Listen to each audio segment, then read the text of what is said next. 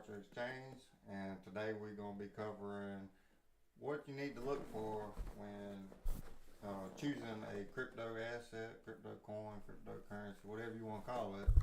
Um, we're going to be covering what to look for in them type of projects, and I'm going to let Eric get into what else we're going to be covering for today. Hey, welcome to the show. I'm Crypto Eric.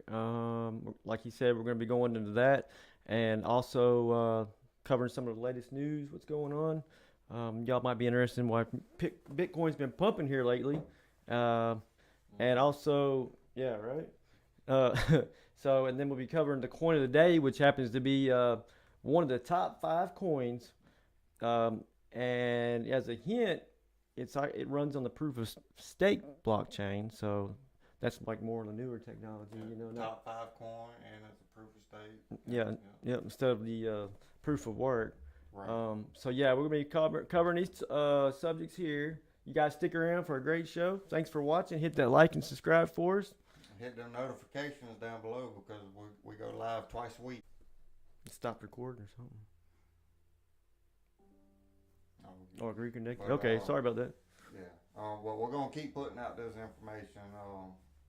Eventually, hopefully, we'll catch that right crowd that'll come in and want to learn and educate themselves, and we'll be able to answer questions and stuff like that. That's what I'm looking forward to is Yeah. people are leaving their information with like what they want us to dive in and give them some answers to some questions. If we know the answer, we're going to give them the correct answer. Right. And if we don't, we're going to look it up. And it's all free information too, right? Yeah, you can't beat it. It's all about helping Yep. people, and we're all trying to grow and better ourselves and stuff like that. So, needless to say, again, we're trying to get into today's episode as being on what to look for in a certain crypto project. And so the first steps that, in my opinion, on looking at different assets is going to be checking out the white paper, right? So you get into them top 100 coins, and Did you ever, before you got into crypto, did you ever heard of a white paper before? No. I hadn't either. I didn't know what I was like, a a white paper, what is that? Yeah, right. Um, But the main thing is when you're looking at different crypto projects, right? So you can research on any exchange or any CoinGecko or CoinMarketCap or any of these other places where you can utilize the information that's given, and you'll see the top 100 coins or the top 50 coins. You want to check out the ones that have that high market cap, right? So, and it also depends on what strategy you're going with. If you want to make if you're trying to just get in, make a lot of money. But the thing about it is, a lot of things that discourage a lot of people is they'll jump in on these hype trains. Yes, that's correct. And it's just like it don't work like that. The fear of missing out. They want to get into the party and get some of the action and from it. They don't get into valuable coins. What usually happens by then is that it's too late because they waited too long to get in. Oh yeah, most people put out the information and it's already too late. It's all about timing, anyways. If you don't look at, like, if you watch a video and this dude gets into Bitcoin as it's pumping up, you're already too late. Yeah. The video is already over with. You know what I'm saying? He's posted the video after the fact, so you're already too late. And so the main thing is, like, what we're trying to do is put the education out there and give you the resources to where you can find these assets and start learning about them and what they are trying to accomplish. Not just trying to make money. The money's gonna come. You know what I mean? Because you got 4 years. If you hold a coin for 4 years, statistically, you're in profit. Yeah. If you hold it for 4 years, right? So, that's the other part of the coin is you hold that coin and the next bull run, you're going just like last video. Not every coin, but like your Bitcoin. Yeah, right. Your and real the more coins. valuable and the more utility and stuff like that. Like, if you get into a meme coin, Shiba, you're technically, more than likely, you're into that crypto because you're trying to make a lot of money, right? In that scenario, if you buy into Shiba, you're technically buying a meme coin, and there's nothing really backing it. There's no utility to that coin. There's nothing. You know what I mean? So how do you find out if it has utility or not. You would like the white paper, right? The first thing would be checking out the white paper and see what they're trying to accomplish and seeing what they're bringing out. So I think we should talk about the white paper, kind of break it down a little bit, like what it covers for people that don't know about it, never heard of it. Because I didn't know when I first got into it. The white paper. You can share it. You can do screen share if you want. I can try. Let's see. I think it should work. No, Oh. never mind. Okay. No, okay. That's okay. So basically, basically what a white paper is for is to let you know what the project is, what the direction they're trying to take that project. and it's not just in crypto. It's like in stock market, like it's projects and stuff. It's It's for guideline. investors. It's a guideline of what they're doing, and it keeps you in the know. Like, it's a roadmap. Been around for 100 years. Essentially, it's a roadmap of what they're trying to accomplish, what their plans are, and when they're going to release certain information. Like it even has quarters, right? Quarter 1, quarter 2, and so on. And it's going to let you know what they're trying to accomplish every quarter. This says the white paper is a marketing tool that's used to persuade and influence decision makers. It's interesting. It's called a white paper because its British government designation, the color white, indicates that the document is available for public access. So that's kind of interesting. But like you said though, it's the people, the founders that represent the company. They're putting out there what they're trying to sell, like this almost like product. A business plan. Almost Yeah, like a exactly. Business plan for Exactly, yeah. And it has the project outline, right? And then it has the solution, what they're trying to solve. Yeah. Then it has the overview of the team, because you want to know if you've got a good team or not. And the big thing, sorry to cut you off. No, go ahead. The biggest thing about like the overview of the team is want to let y'all know that a lot of projects tell you names of the people, right? Yeah. And then other projects, they won't. They're not It's hiding called it, doxed and undoxed. So you got some people that create these projects, and they'll be, I can't remember if it's doxed or undoxed, but either way they'll be hidden, right? You won't know their name, you won't know who they are. It's sketchy. And so it's kind of sketchy, right? Because you don't know who you're getting in bed with, type of deal. If you're purchased this product and you don't know who's behind it, then well, I wouldn't want to get involved in that, right? you know. I think because if I put my money on something and something happens, you know what I'm saying, I'm gonna go try to find this dude. Yeah, you know what I'm saying? exactly. But they put these projects out here, and then they don't put themselves out there. It's like they're planning to run away because they don't, they're gonna do something sketchy. Right, they don't because they don't. Right. They're not really about that and building that trust with the people. Yeah, and I think they have KYC. It's called Know Your Customer with the white paper thing too. Right. It's a newer thing, like in the more decentralized type of stuff where people are coming up with this stuff. I remember something with Zeus Finance Node was they had KYC. So yeah, and so you got your project outline, basically what it's gonna do. It breaks it all down for you, and the solution, like you're trying to solve something, right? Yeah. A problem. And then the overview of the team, like we talked about, and then you got information regarding token release and marketplace considerations. So that could be ICO or the coin offering, yeah. And then the project roadmap, that's basically like the outline of the direction that they're going to be going on a timeline. Like they'll actually say like by Q3 of 2023. We want to be at this point in the project. We want to do this, or even upgrades in the system, or merges, or whatever the case may be. They have a guideline. They got a lot of goals and like prospects in the future. If there's not much there, it's kind of like I don't know, kind of thing. What are y'all trying to do? You know what I mean? Yeah. So basically, they're trying to convince you to invest into their company, their product, their coin. So, you could say, and that's where you get all the information about what's going on, and to help you make an educated guess. Now that isn't the only tool you want to use, of course, just the white paper. You would want to go find out other things too. A whole lot of different aspects when it comes to investing, and again, we're covering how to research safe, valuable, utility crypto coins. Now everybody has a different goal in mind when they're as an investor. Like some, I want money now. I want to make money now. So but at the end of the day, now you can say that I want to make money right now. I want to do this now. But what you got to do is you can't just jump in blind. You know, you got to know what you're getting That's into, stupid. and you know, because your money's on the line. Now, if you just have money to blow or whatever, then that's fine. Do what you want with it, but you do what you want. But we're not gonna tell you. We're trying to get you into where you have a good positive outlook on crypto in general.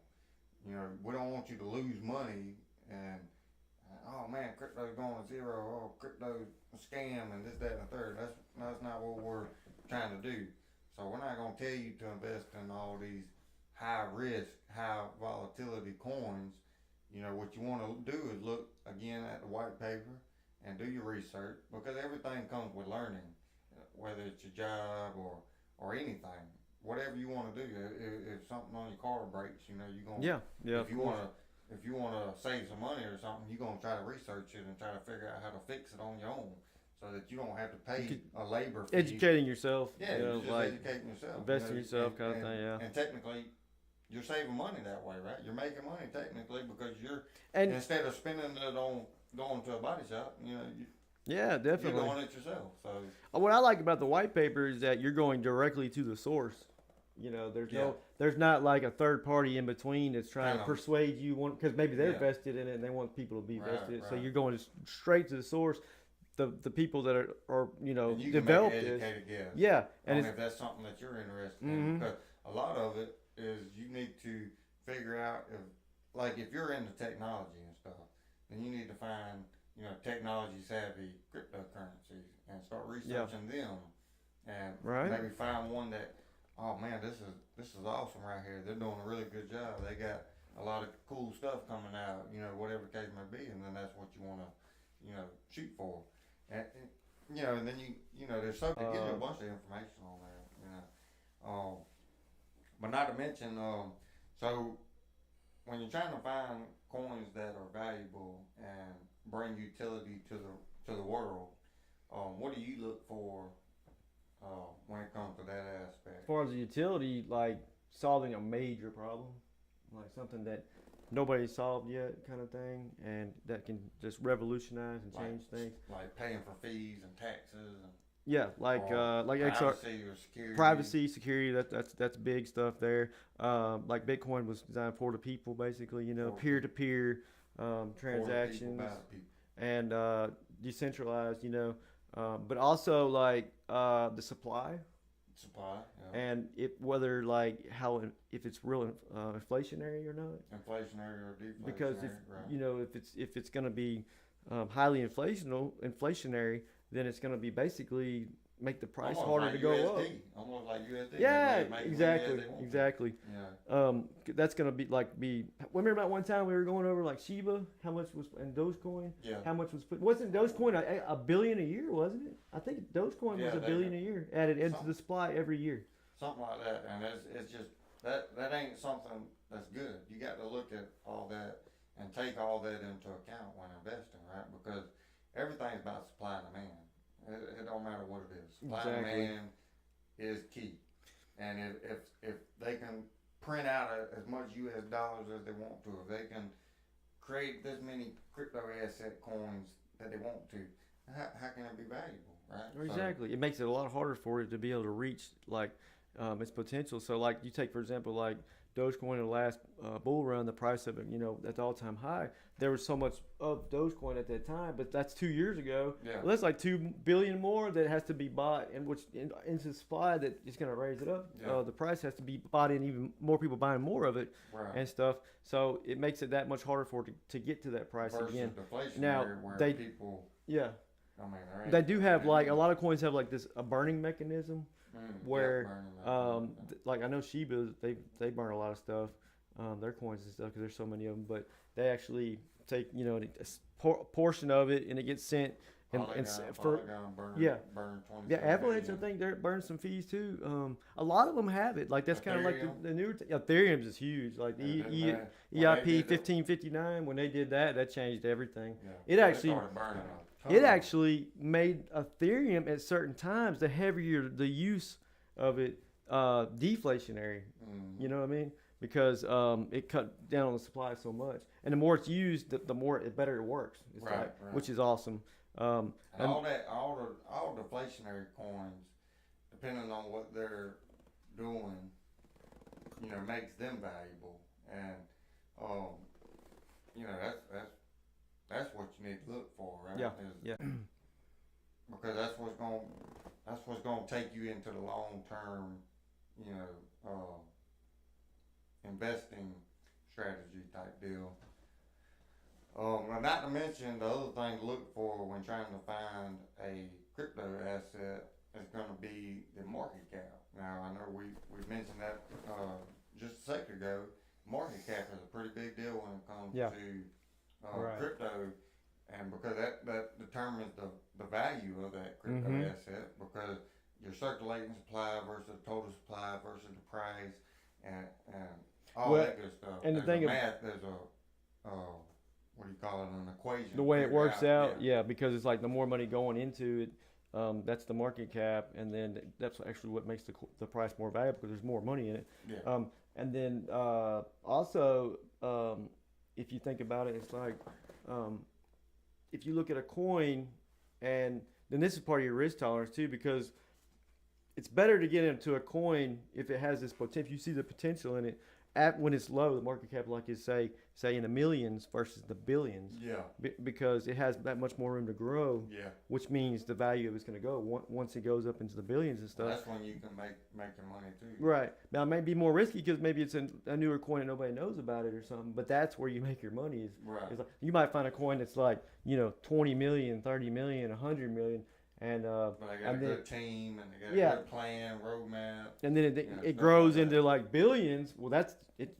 If you invested when it was in the millions, and then you're holding it. Ultimately, all these the top 50 coins or top 25 or whatever, all these coins that have a billion market cap, they all started at low market cap. Yeah, look at Bitcoin. I mean, it was it started out at $100 or whatever the case may have been. And look at it now, over $27,000. Yeah. Whatever. Ethereum, exactly. Same deal. Low market cap, and then they just grow and grow. And that has to do with the team and the dedication behind building and growing, and the support. Well, and if you have a good product, you know what I mean, along with the good team and the support, and it's solving those real world problems and stuff, it's gonna grow. Like right. Because it's just gonna do it. It may take it a little time or whatever. Just like this channel, there's no way. We're going to keep on growing. We're going to grow. You guys going to grow with us? We're going to hit that subscribe button. But, I mean, so it's almost like, I remember the first time I heard about Matic, and I couldn't even buy it, because it was like so new. And a lot of coins that, if you're in the U.S., they don't get listed on U.S. exchanges. You have to in other countries you can buy and stuff. And it was like 3 cents, and I never heard of it. And I was learning oh, you should buy it. It's gonna, this is a good coin. Blah, blah. I think it was like 3 cents or something, 2 cents at the time. Oh yeah. And it finally got listed, in the U.S. and at like 30 cents or something on Coinbase, and that's when I started getting it. But there again, everybody knows about Matic now, right? Oh yeah. But at the time you're leary because it's like, oh, really. So yeah. So it's number one, layer two. Yeah. I mean, layer two solution and stuff. But at the time, you're leery because you don't know. But that's where you come out the best is when you invest at that time down, and the riskiest too. But not to mention, you got the certain type of investors, just like with Google and Amazon and all these. People are worried about them too. Yeah. But right. That's where you got to start thinking outside the box, and you got to realize what's coming. You know what I mean? Like where the world is going. You got to think more than just about, oh man, outside the box. I can't figure out this technology. Just same cell phones and I was at work today and dude was telling me about some stuff, and I know it's getting off track, but talking about technology and everything. Now crypto technology and it's very digital and stuff like that, and a lot of people are like, man, I don't know about this technology stuff. Well, it's the same as Google. Was he older guy or the young guy? Yeah, older. Yeah, they have a hard time accepting. But the thing about it is like you got to break that mentality of, oh man, I don't know how to operate this. That's where you got to get educated. And you got to learn, and you got to grow and better yourself. and figure this stuff out because it's here to stay. Oh And yeah, it's only going to get more and more advanced. And also, we're getting way off topic, but It's easy to do. as time goes on with the technology, it will become easier, and they'll make it easier on like apps where you don't have to do all it, like have to transfer this and that. They're already working on it, like that new Ledger Stacks, where normally the Ledger you have to copy address and all that. That Ledger Stacks, you just like hit Ethereum to send, and that's it. Like right, they're doing all the stuff under the hood for you.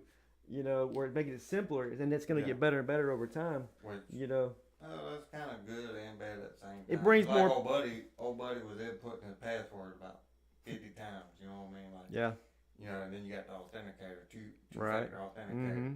So it does kind of people do. I understand like people getting irritated with the way that it is using an exchange like say crypto.com. You know what I mean? Because you sign on crypto.com, you enter your password, and say I want to move money off of crypto.com and put it on here or much that these people are like, what in the world is going on here?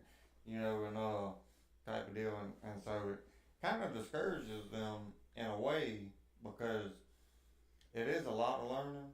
Well, it ain't something that is impossible, right? Like anybody can figure it out with the right guidance and the right people and the right question. And you can make shortcuts too. Like if you have biometrics, you can set it up once you're logged in.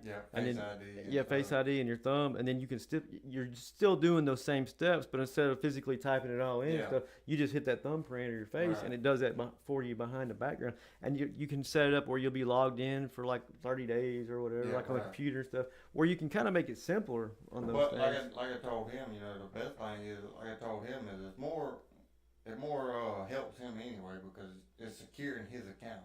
Because if it don't do that, you can't really be mad at the way that they handle it. There's a reason it's like that. Trying to, be safe and secure your assets. So at the end of the day, it's good, but I understand where it gets irritating too as well. It's kind of like a two-edged sword. It's kind of a pain in the butt, but it's also protecting you, like you said. Right. So it's just something like you kind of have to deal with. Like if you want to have be safe about it and stuff. It's just a part of it. And it gets even more complicated when you go into, say, cold wallets and stuff. Yeah, so basically, like I know my situation and probably yours too, you start out with an exchange, everybody, like a centralized exchange, and then you learn those steps and stuff, and then you grow, and then you're able to like, oh, let me try MetaMask, and then you learn how to work that system. Then you move on to like a cold wallet. It's like it's like you have to crawl before you walk. Yeah. Kind of thing. Oh, yeah. You can't just jump into it. I mean, you could, but you'd be, a lot to it. Take your time and. There's so much content that we could do, when it comes to learning crypto.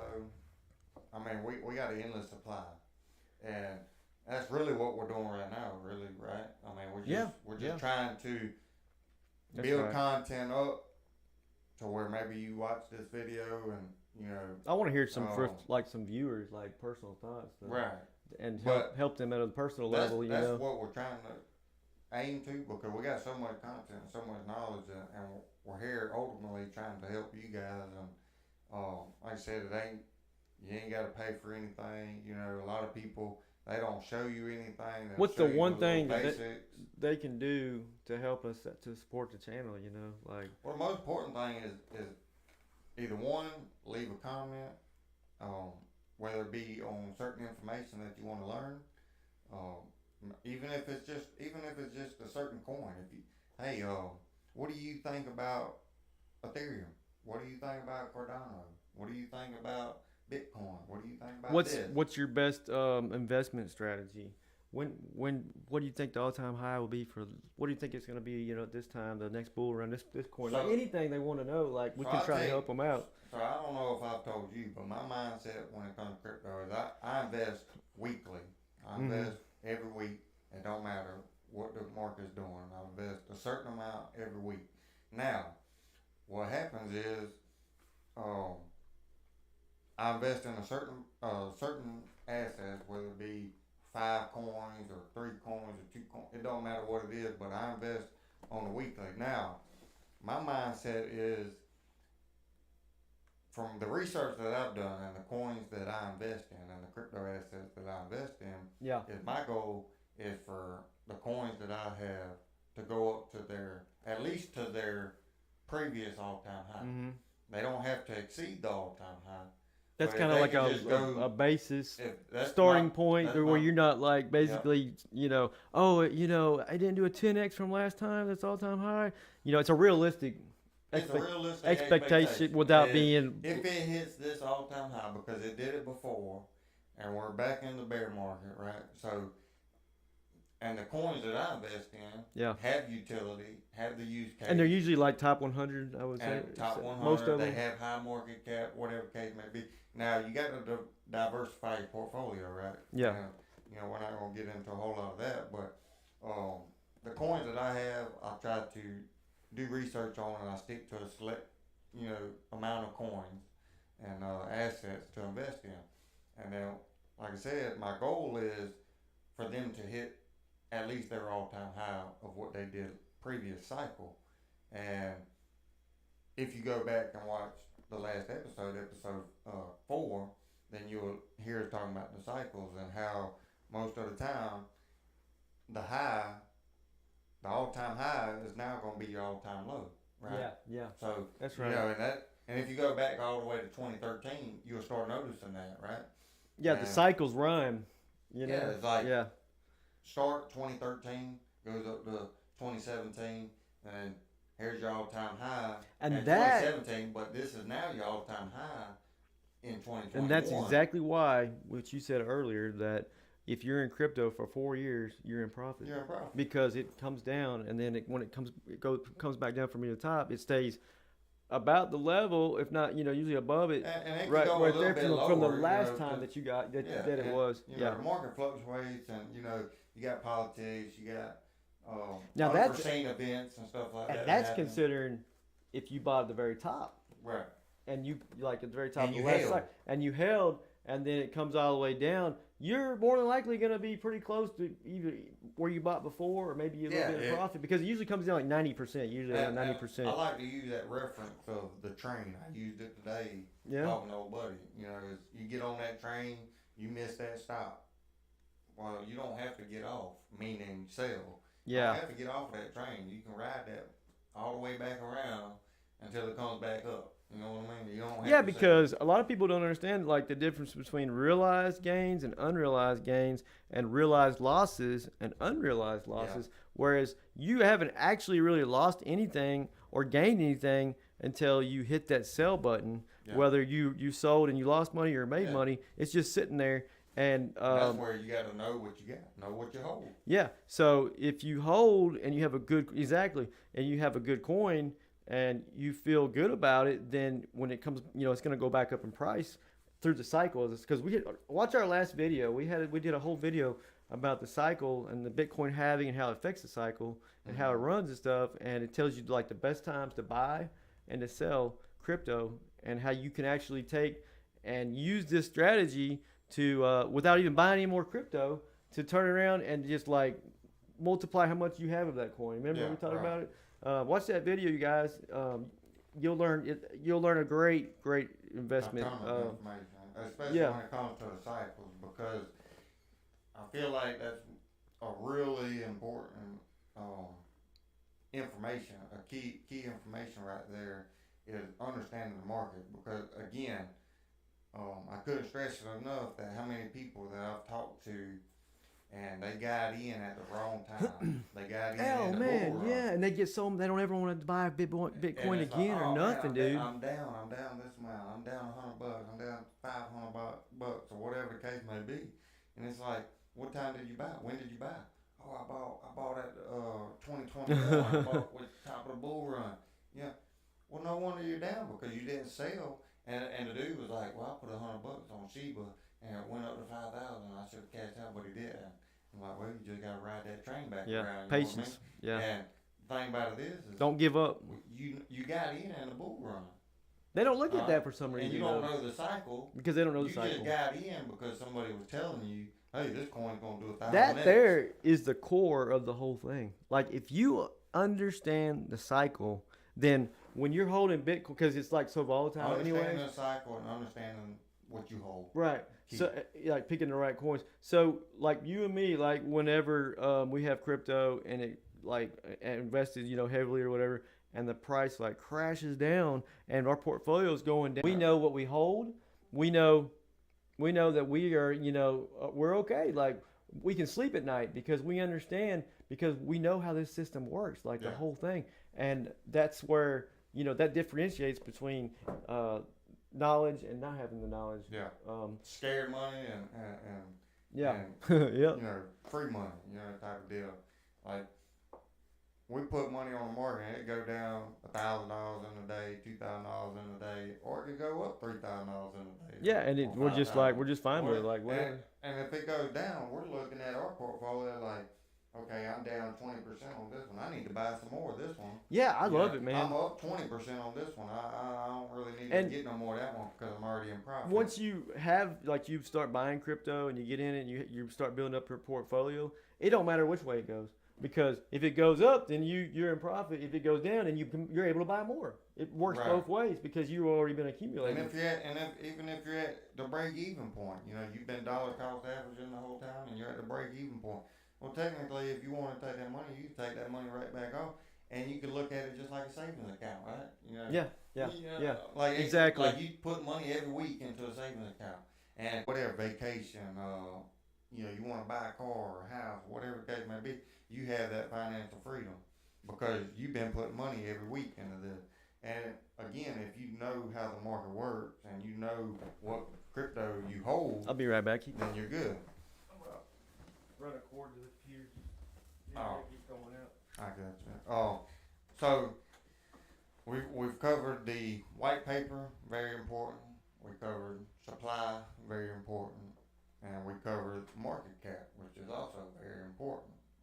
Again, not to mention, the utility of the coin is very important because you need to know what you hold and what you have.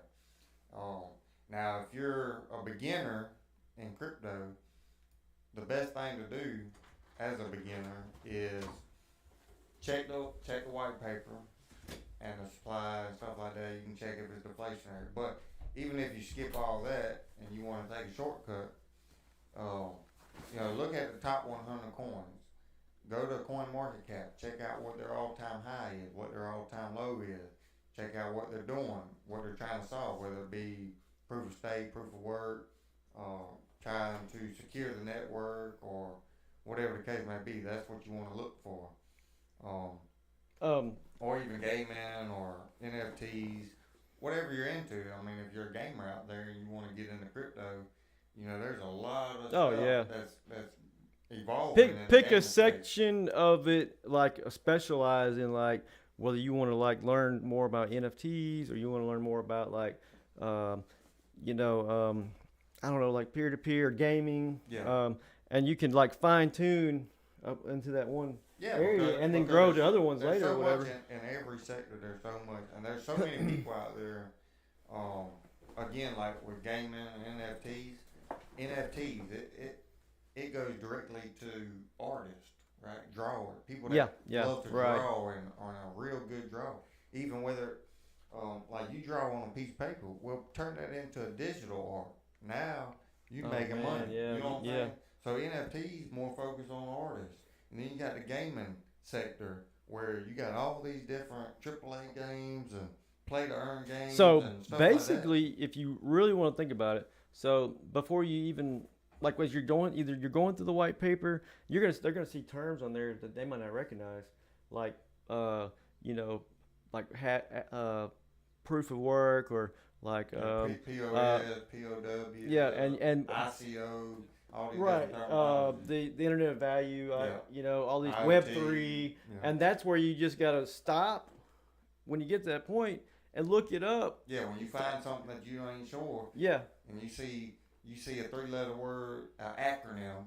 When you see an acronym, you just need to look it up. And what's going to happen is what is ICO? What is you're going to go down a rabbit hole. That's going to take you down another rabbit hole, and you're going to be learning so much stuff about this stuff. Your brain's going to be wore out and tired. and you won't even get back to that white paper Not to mention your mind's until gonna be later. blown because of Yeah, all oh the yeah, different stuff. eyes opened up, Yeah. like the orange pill, what I call it, the Bitcoin orange pill.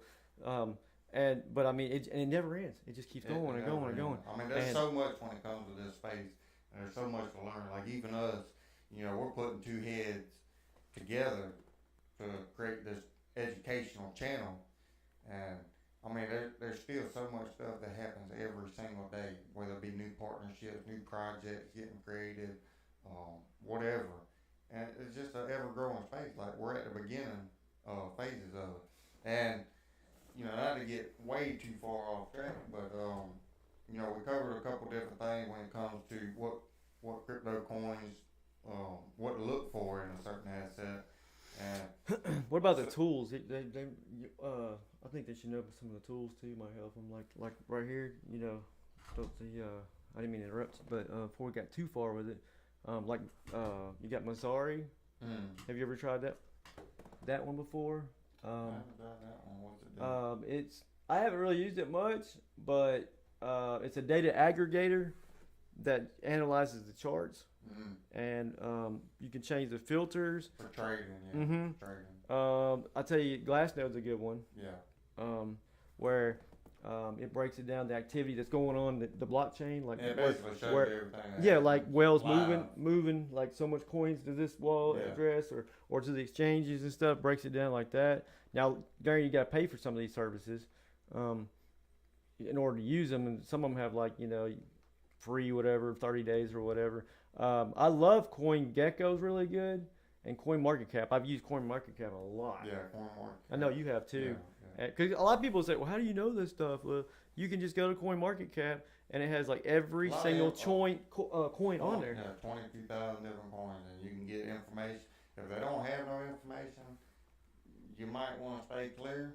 Yeah, Not tell right. you that you don't have to get in. I mean, if you're a high risk, high reward type of investor, then so be it. But we're trying to again bring positivity to crypto and stuff like that. You know is where to get crypto from. Yeah, that's the most important thing. Yeah. CoinMarketCap, also tell you that, like you mentioned earlier, is that it'll tell you where that you can purchase these assets from. So that's another big thing. Is once That's you get usually researching, one of the first things I look at whenever I look at a new coin, because if I can't buy it, then I don't want to look at it anymore, really. Yeah, You know what I mean? right, Because yeah. I'm just wasting my time trying to learn about it if I can't even buy it. yeah, can't get it nowhere. So I usually look at that real early. And there's a lot of stuff like even more advanced information. Mm-hmm. Now we're not gonna cover that right now, but I know from personal experience, I have got into brand new projects, and there's a whole different aspect of what they do to be able to purchase these coins in an ICO, which would be the initial coin offering. Mm-hmm. Basically, when it gets released to the public, they'll have a set price and stuff like that, and you ain't gonna be able to get it on the market. Right. You ain't gonna be able to get it on the normal exchange. And I went through that before, but it's a little bit more advanced. Some of it's like airdrops too and stuff. Yeah, and you can get airdrops and stuff. And I like think that, they do that so that it's not considered a security too, right? because they give it away for free. Offering stuff. That's a way around that kind of. And some of it is just offering it to you at a lower price than whenever it gets released on the exchange too. So knowing where to purchase these crypto coins is pretty important too. Which if you get any top 50 coin, more likely it's going to be listed on most all your good exchanges, crypto.com, Coinbase, Yeah. Binance US, all that good stuff, Kraken, what else, Uphold, all that good stuff. So another thing to look for is going to be what have they done in the world? Who have they partnered with? Who have they got in bed with, so to speak? Yeah, big players, little player, nobody. Right. I mean, you got coins getting in the football realm. You got people getting into Chili's. the gaming realm. You got people getting into the movies and film and stuff, music, banking, banks. Yeah. So that's another security. That's another good thing to look into before purchasing a crypto is well, what are they bringing to the table? Are they partnered with SRP? Or are they partnered with Citibank or Wells Fargo or what about the soccer league or whatever, NFL, Yeah. and, Yeah. they even got partners with Starbucks and Disney and all Yeah. that we Right. covered last video. Mm-hmm. So partnerships and sponsorships is also a big thing to Um, look for because, that shows the project is growing. It's growing, and there's the interest. These big companies and stuff, they want to use their product, which is Right. great. I'll tell you another thing that I look for too, whenever I'm looking at different coins, like to get involved in and try to find like what works is that, like, how long has this project or this coin been around? Right. Because if it's been around for a long time and it's survived and made it through several bear markets, Man. then that tells me, it gives me confidence in them that they know what they're doing and they know how to prepare plan ahead, and that they're structurally sound.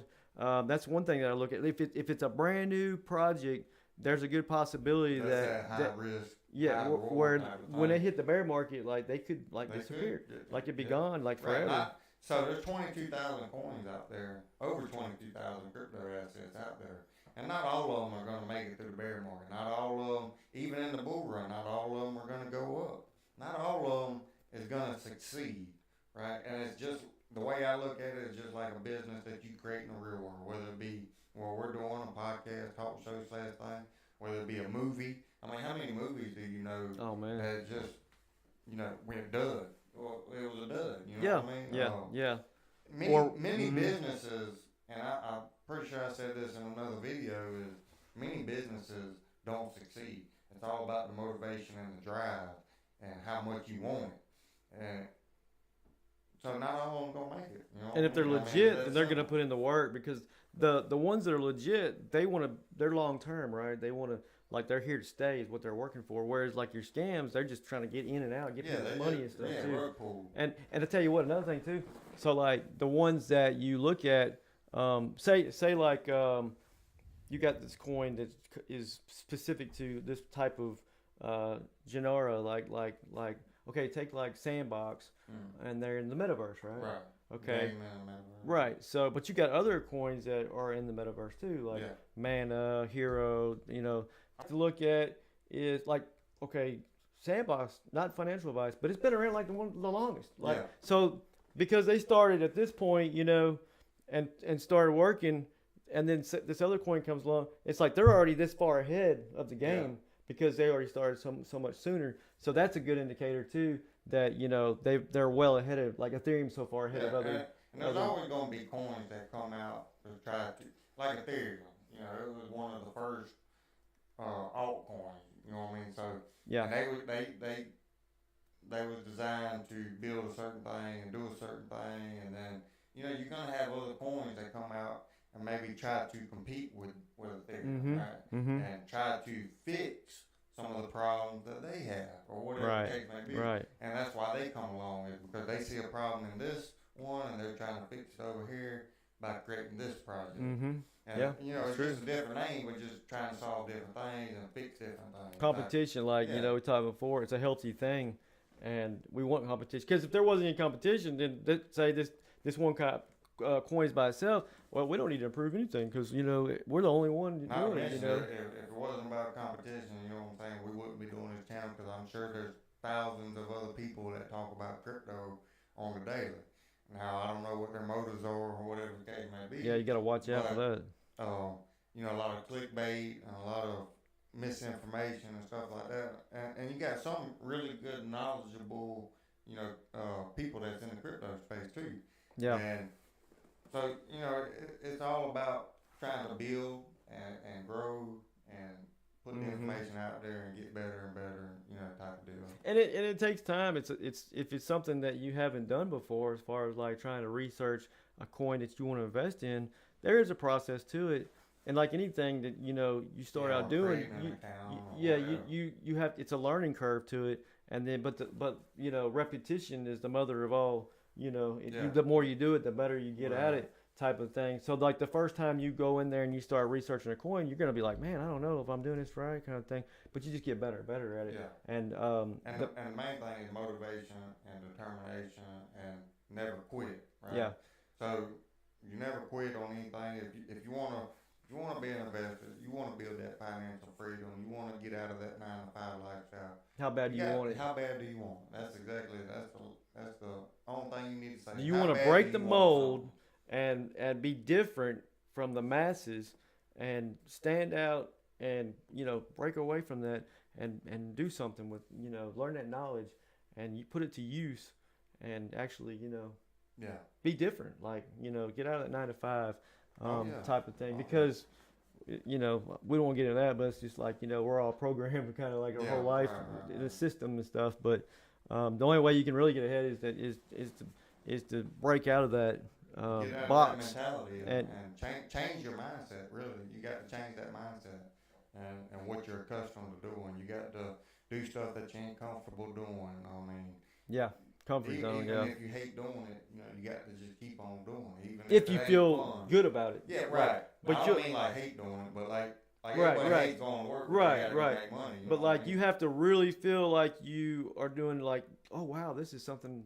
I believe in this thing. You know, right. It's like, because you don't believe in it, you're not going to put the effort in. Right. Because why? I don't know if that's going to be. I need my money for this or that or whatever. That's another reason why people don't like doing education.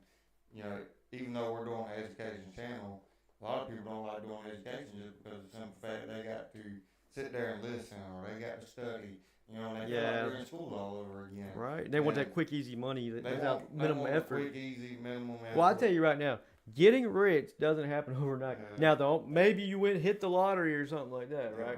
But the odds of that are like getting hit struck by lightning or something. But 20 times. Yeah, 20 times. Yeah, exactly. But generally, I mean, it ain't gonna happen. It's not gonna happen. Right. It just don't happen. It takes hard work, dedication. It takes research. Whenever you see somebody, you drive by. It look easy, but but you don't see it behind the scenes. You could go by somebody and you see this big house and he's got nice cars and everything. You're like, man, that guy's got it made. He just get 4 hours of sleep. And he's put in like so many, like, you don't know what he did to get there. You know what I mean? Right.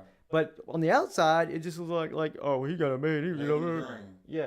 But you just don't know like everything that it entails. Like it's a total process and stuff.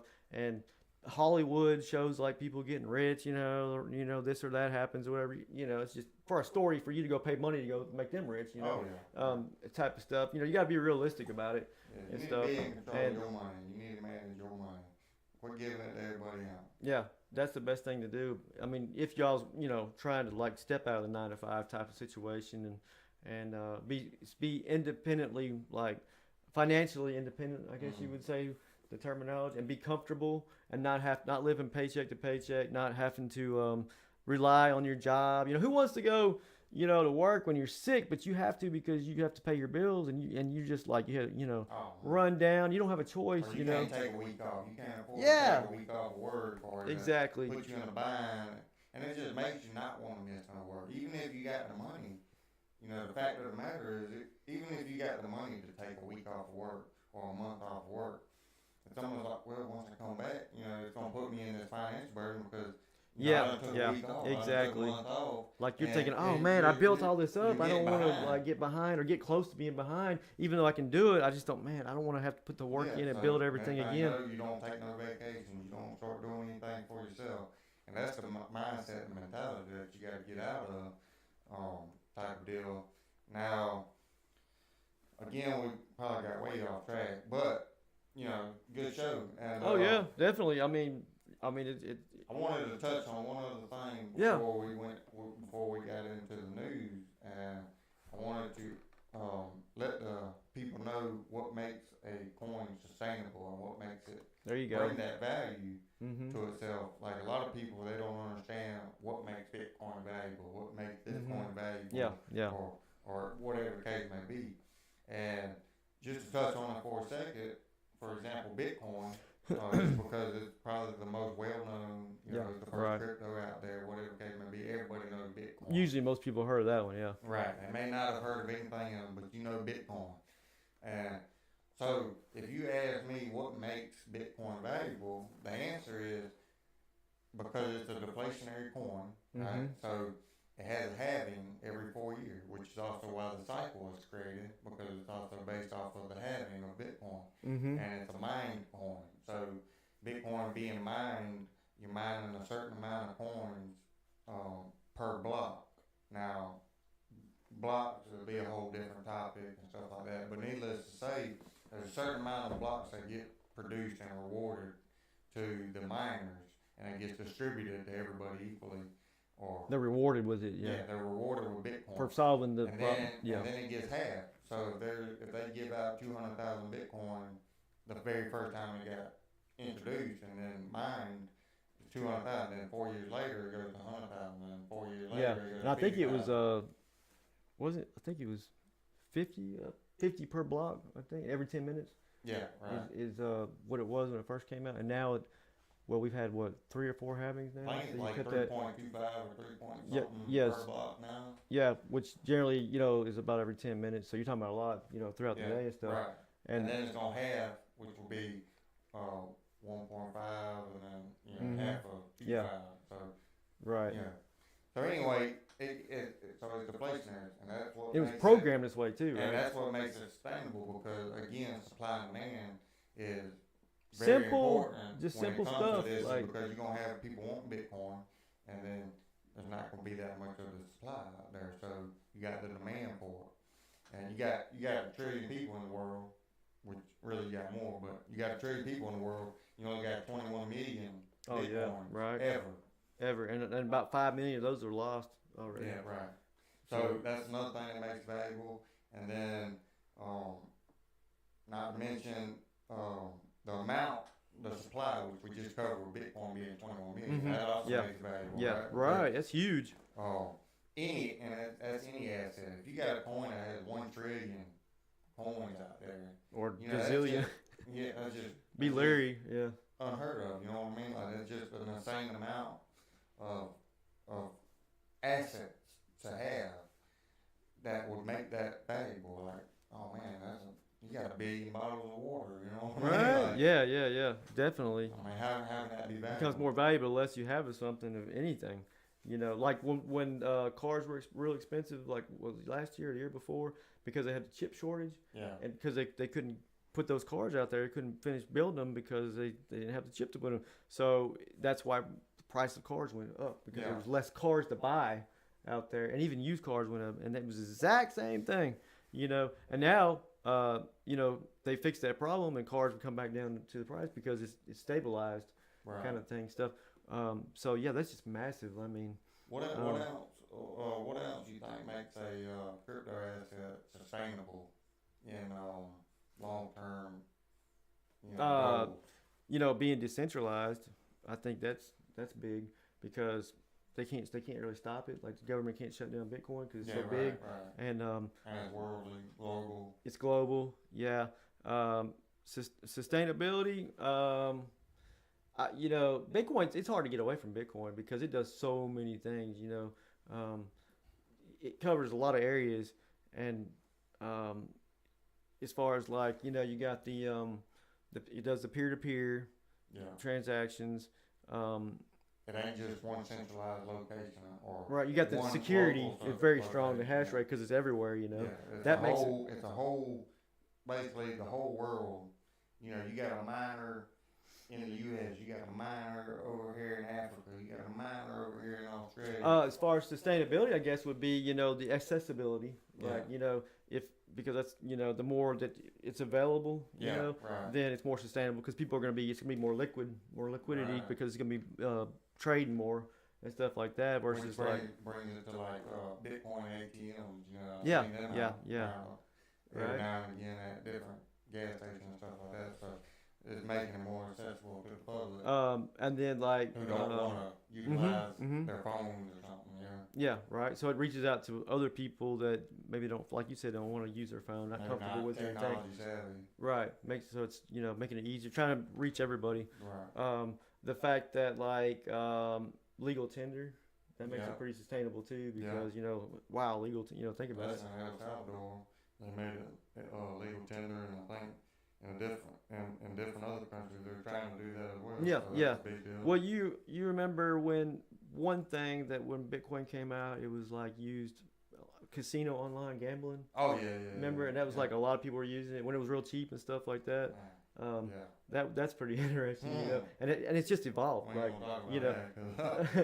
that, 'cause But you know, but I mean, I guess they still do that. I don't know. Maybe in other countries, probably not here. I think they banned it, like gambling online here with real well, money or something. Or no? they have some U.S. They have some U.S. gambling sites that Oh, okay. you can play with your crypto. Yeah. But you know, I saw a thing one time where it talked about like Bitcoin in 2012 used for gambling online. 2021 used as a legal tender. There's a lot of negative stuff when it comes to But I mean, crypto. like you started out with like this purpose gambling, and now it's legal tender. Yeah. You know, I mean, like used as a whole country. Like, I mean, that's massive if you think about it. I mean, Yeah. that's crazy, dude. That is nuts. Oh yeah. Like that just shows you like the potential of it, and what will it be like in another 10 years? Right. You know, Right. or Everybody 20 be- years, everybody be or spending Bitcoin and it's gonna be and crazy and to think about. the probably the best thing that makes it sustainable, or not necessarily sustainable, but use case would be that, and this is one of the main reasons it was made for, was after like we had that Financial fall. crisis of Yeah. 2008, Yes, what is because when, and this is where it works like in other countries where there's hyperinflation and stuff, and so the money is collapsing, right? And you've Yeah. got money in the bank, and your money's just, the buying power is just disappearing, Yeah. and then you People take don't that money, realize that yeah, either. you take that money and you put it in Bitcoin, and then you get out of that fiat in that Mhm. country, you know, because not everybody uses we have the world currency here, Yeah. and we're that's a big difference. Other countries, it's Oh, it's yeah. terrible, and these Yeah. people, they're stuck. Their money's over there, and they're just stuck. Like they just lose it. They can't put it Yeah, anywhere. and So- they can't even compete with the U.S. when it comes to U.S. There ain't but, I mean, there's probably less than 10 world currencies that's above the U.S. dollar, right? So a lot of people look at, like, if you're in the U.S. and you're looking at crypto, and you think it's a bad thing or whatever the case may be, well, you got all these other countries and stuff where their currency ain't worth Oh a man, dang. You know, right. it's And terrible. it varies a lot too. Like it's not And, yeah, it's all over because the place. All of it, every currency competes with different currencies. Yeah, It's called Forex, right. and Forex is the same thing. It's got USD versus Japanese yen, USD Mhm, versus mhm. British pound, whatever. And you can even research it. It's like the exchange And difference. you can even research the currency exchange rate in different places. And I looked at one point in time, I think USD to say like Iranian whatever their currency is, and it'd be like 17,000 to Yeah, 1. it's crazy. You know what Like I the mean? Philippines is like 19,400 is equal to, I think,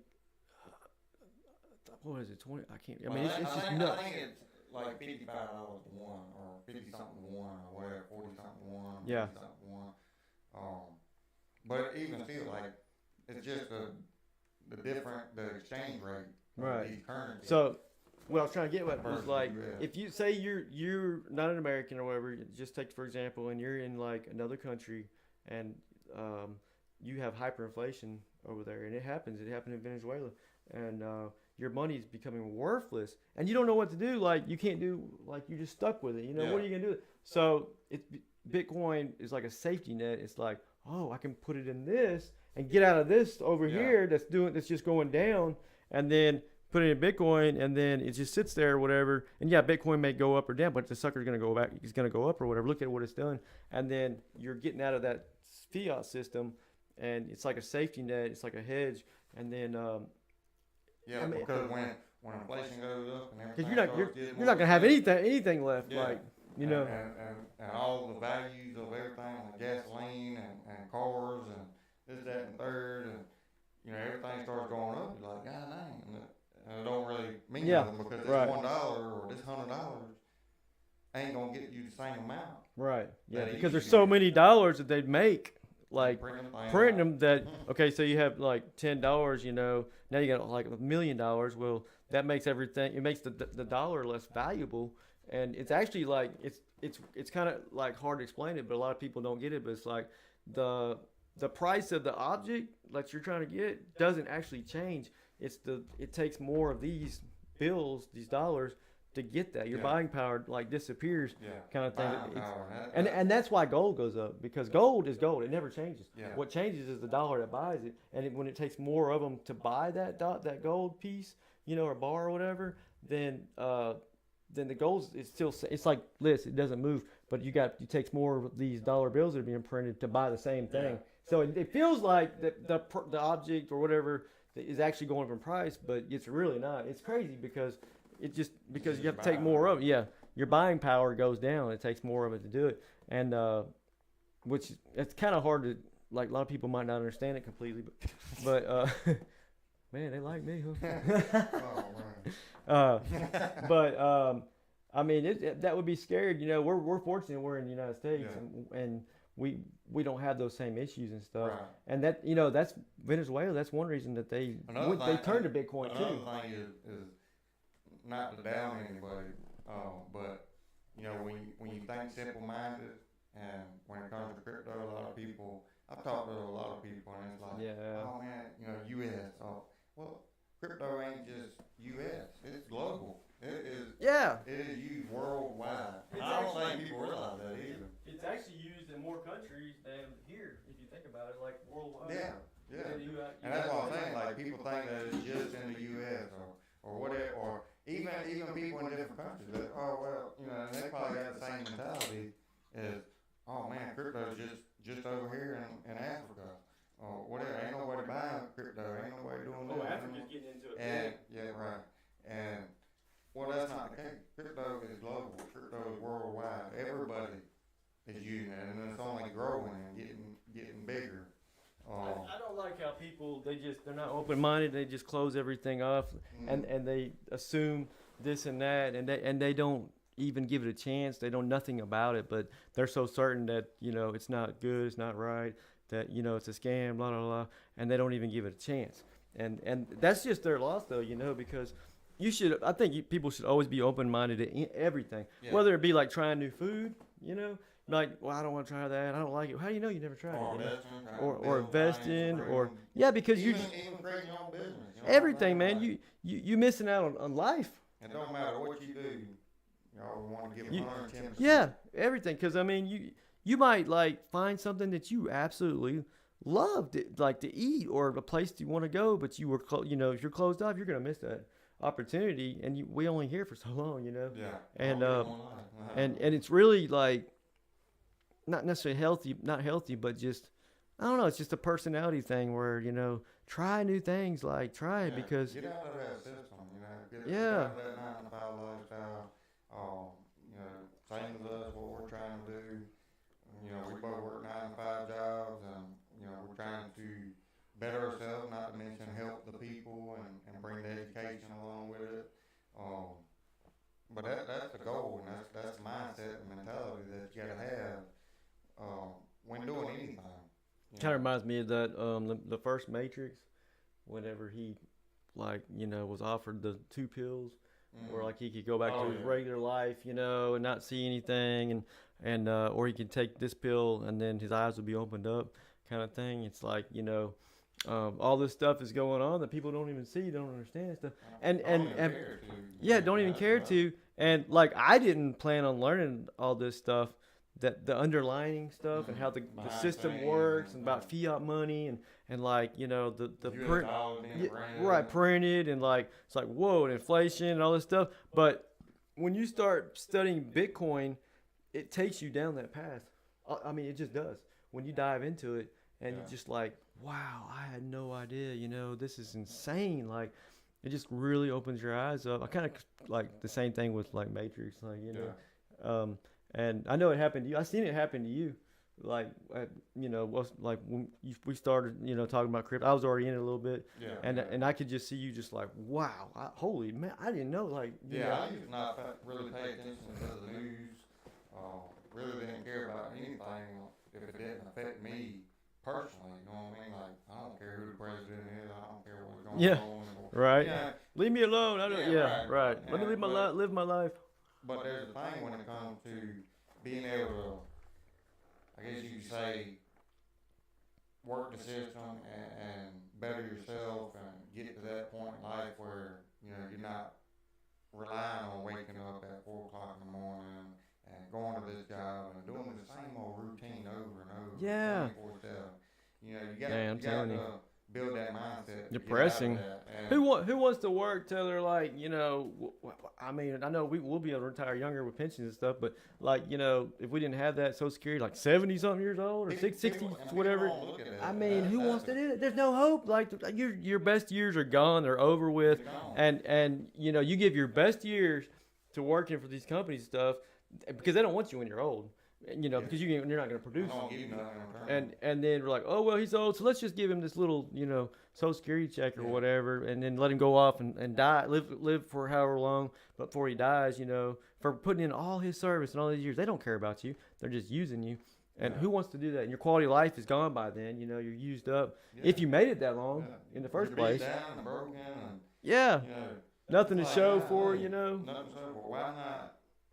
See.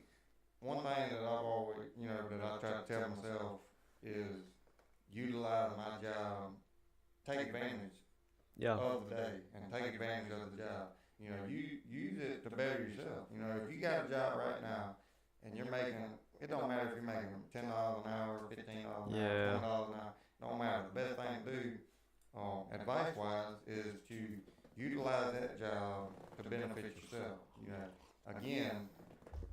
Kind of like a stepping stone. My saying is invest in yourself, right? Mm-hmm. And if you invest in yourself, so you're going to work every day and you're investing your time and your energy and your effort into this job.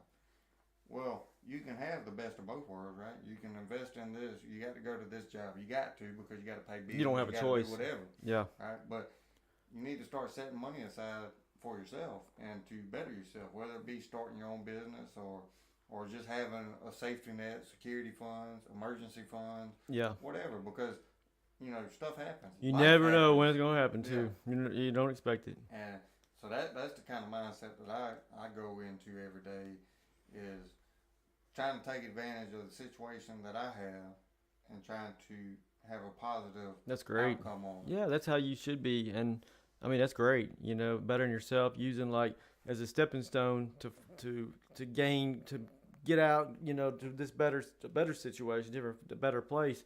And, you know, it's like, you know, whenever you start a job when you're young or whenever you start life, you know, it's like you have two directions you can go.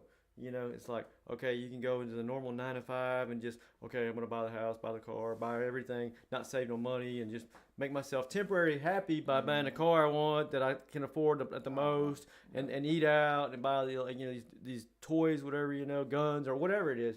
And then, or you can be like, okay, wait a minute. I think I should, you know, kind of stick to the minimum and then take my money and maybe try to figure out a good place to put it for the long term. Yeah. You know. Be broke. Be broke. Like, do you want to buy? Be broke now to be rich later.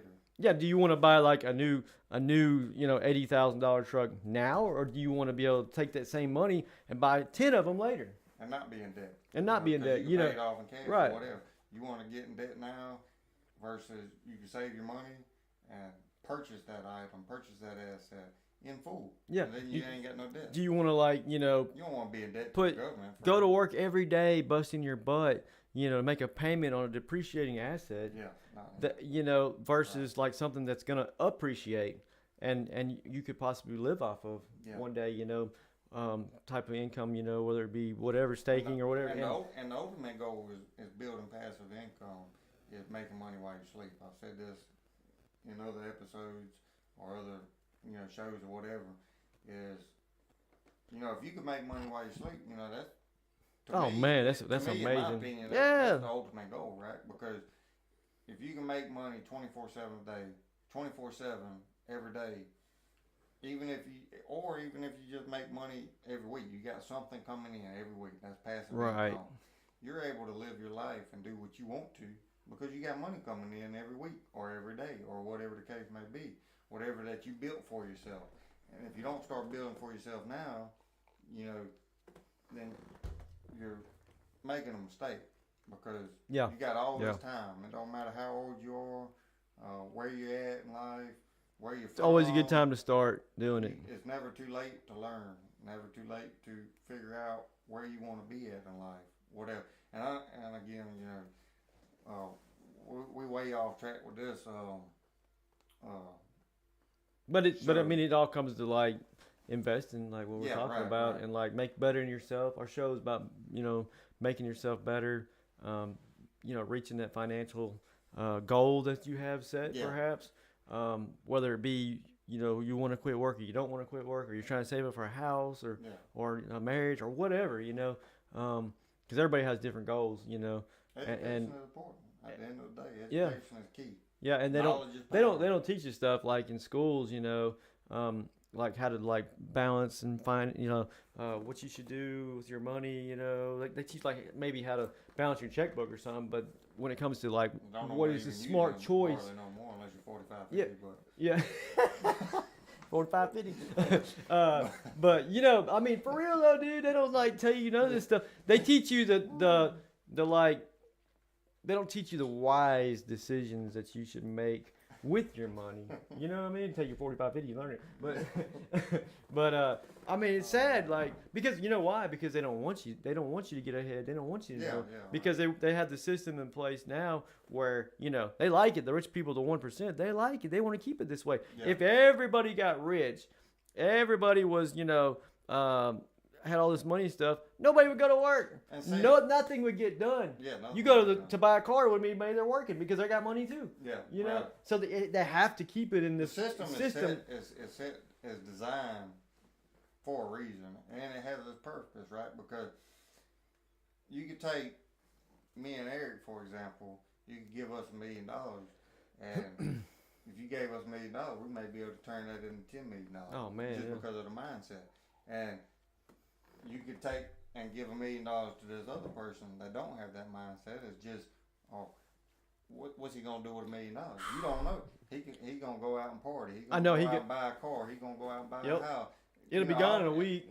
It'll be gone in a week because he don't have that mindset and have nothing to show for it. Education and learning of how to utilize that money to the best of your ability and make that money work for you. That's it. At the end of the day, you want your money to work for you, not against you.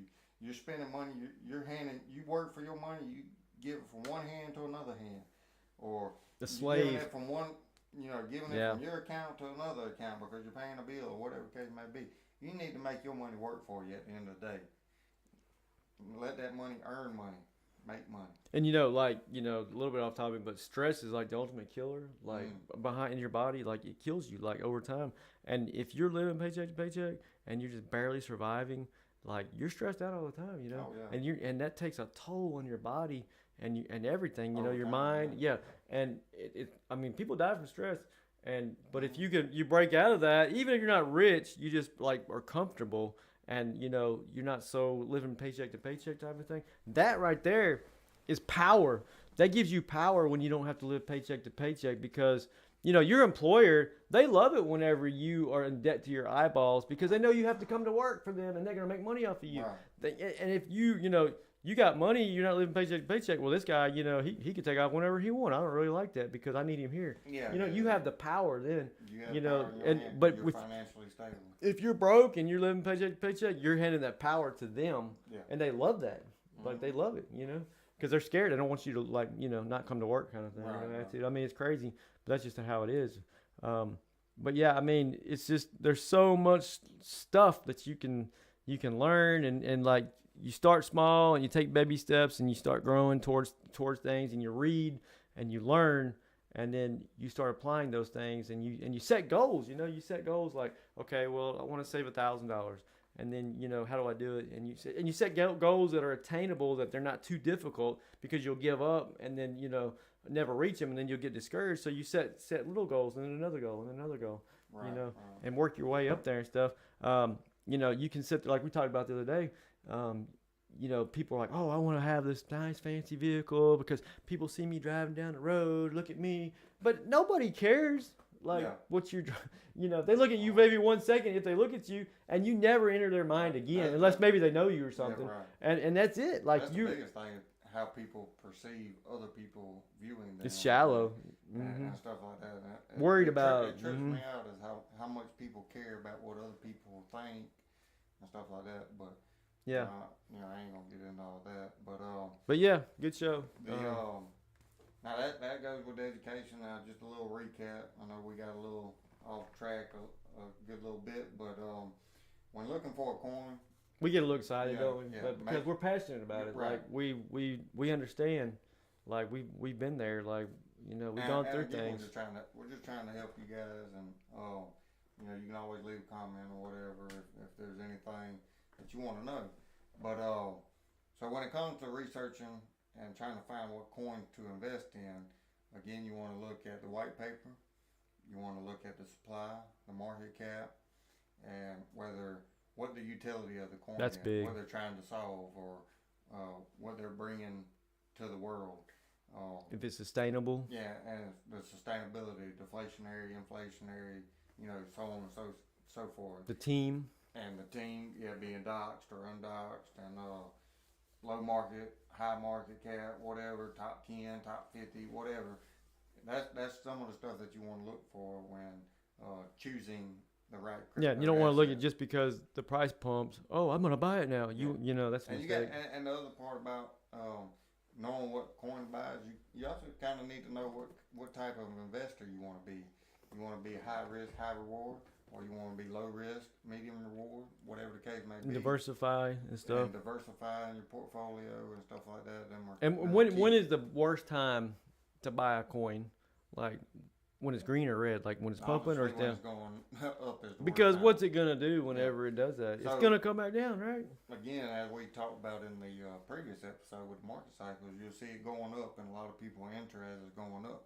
Well, a lot of it when it comes to the market, and I don't know if we covered this in the last episode, but what goes up, I'm pretty sure we did, but what goes up must come down. Right, and what goes down must come up. You know what I'm saying? It ain't going to go down. Now, not every coin, obviously. We ain't going to say every coin goes up and down, but for the most part, if you're into a good coin and it's a valuable asset, then it's gonna go back up. It's gonna go down. It's gonna take profits.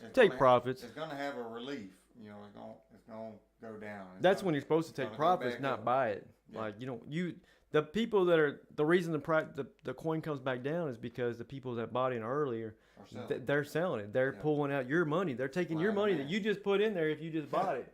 And taking it, and that's just how it is. Like it's just how it works. Like, you call it a Ponzi scheme or what? You got to look at it, but it's the stock market the same way. A person-to-person transaction. Me buying this coin or me buying this water bottle at this price, but you needing a water, so I'm gonna sell it to you at this price. Yeah. And then you have the water bottle now, and then you want to sell it. Now it's not worth that much. Now it's not worth that much. Or you got to wait on it. Nobody wants to buy it now. Or you got to wait on it to go back up in value to sell it to make a profit. Right. That's that. That's a good way of putting it. That breaks it down really good, and that's the truth. But it's human nature when something's going up. Oh, I'm missing out. FOMOing, right? Yeah. Fear of missing out. And that's where not to talk too much like we already have, but that's where you study the cycle. You know when to buy in. You buy in the accumulation phase in the bear market, which is where we're at right now. Even though we're up a little bit, you can even get in as it's going up. Yeah. But you just got to know when to get out. And you base it all on the cycle because the cycles are always up to this point. They're still been reliable. Something may change later on in the future. Yeah, but news and global events and stuff like that happen. We're right on schedule right now with the way this. We're perfectly on schedule with it. You know what I'm saying? But yeah, so our next thing is going to be the news of the day. Just to start wrapping up today's show, and the news of the day is we're going to just talk a little bit about the fact that the U.S. has printed $2 trillion, and that's good for crypto, bad for the U.S., bad for the U.S. dollars. Man. So I'm gonna let Eric talk about that for a second. So, and this all goes back to inflation, and it all goes back to basically, print the money printer. Yeah. Because they can print as much as they want, whenever they want. And unlike Bitcoin, which is programmed just the opposite, it's deflationary and it actually cuts back. It has a set amount. Right. So, $2 trillion. Just today, or just them talking about printing $2 trillion is what probably 100 times more than what Bitcoin ever had. Oh man, so I want to look up something real quick. Wow, just to kind of reiterate this. Excuse me, and try to drive this home a little bit with the followers, the viewers. How much hit that subscribe money button was printed in 2020? And this will blow you away. This is when the code was going on. Okay, so I'm gonna use the bathroom real quick. yeah, go ahead. Okay, so the U.S. printed more than $3 trillion in 2020 alone. That's nuts. Like, okay, so I believe there's some numbers I saw before where the total amount of the supply, and I think it was like 70 or 80% of the total amount of all the money ever, basically. And then, but they printed most of it like in May. 2019. Let me see if I can find this other better article in here where you guys just bear with me, okay? Appreciate you watching us. And be sure to hit that like and subscribe button. We're on this show. We're helping you guys out.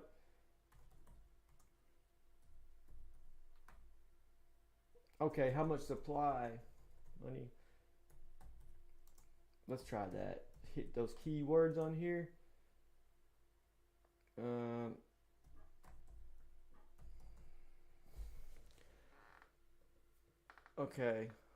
Okay, so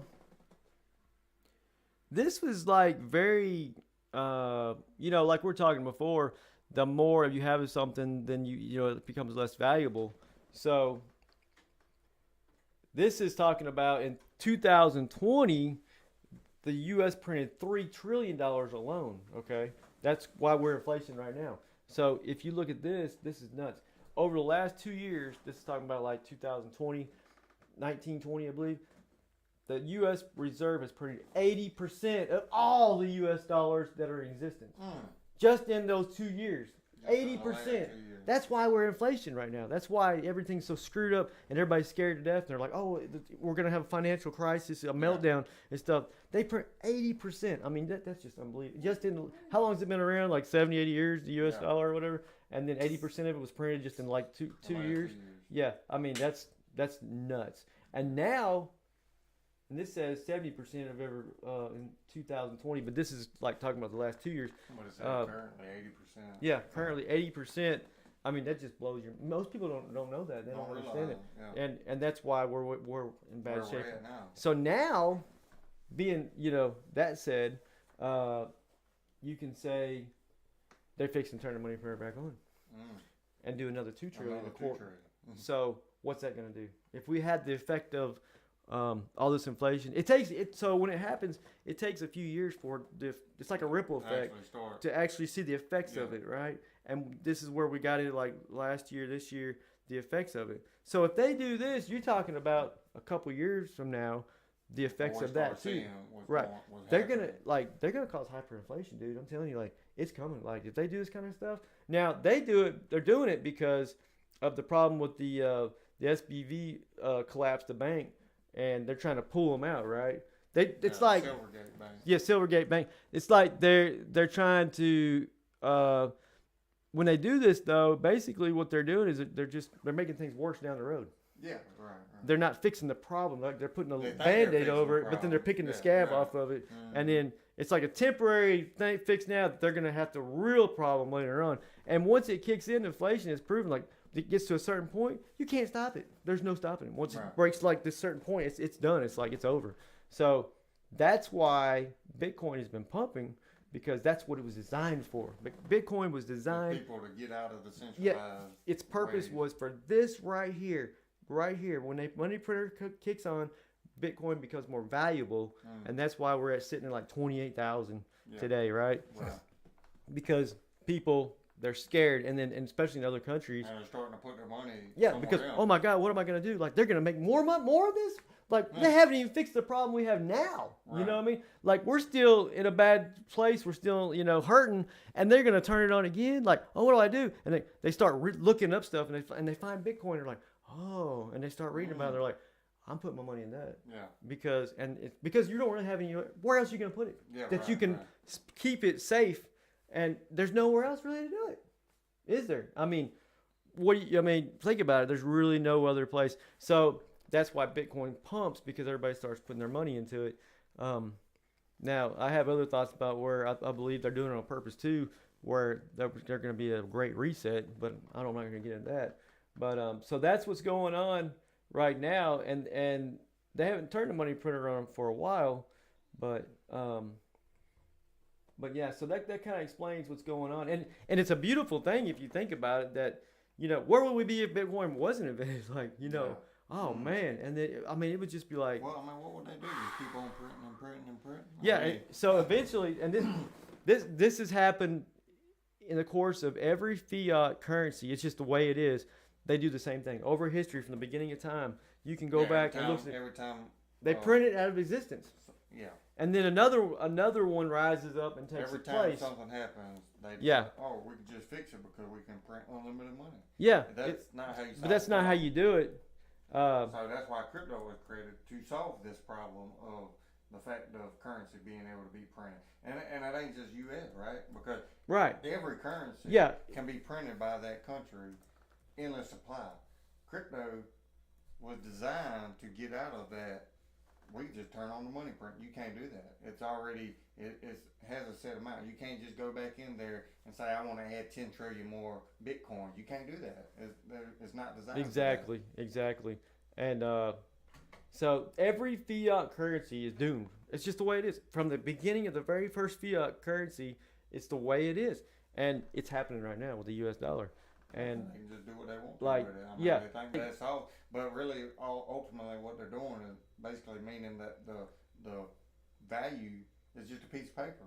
It grows on trees. They just keep on printing. When it happened with El Salvador, they said that their money was just completely worthless. Like to buy a loaf of bread, you had a wheelbarrow full of their cash to buy a loaf of bread. Yeah.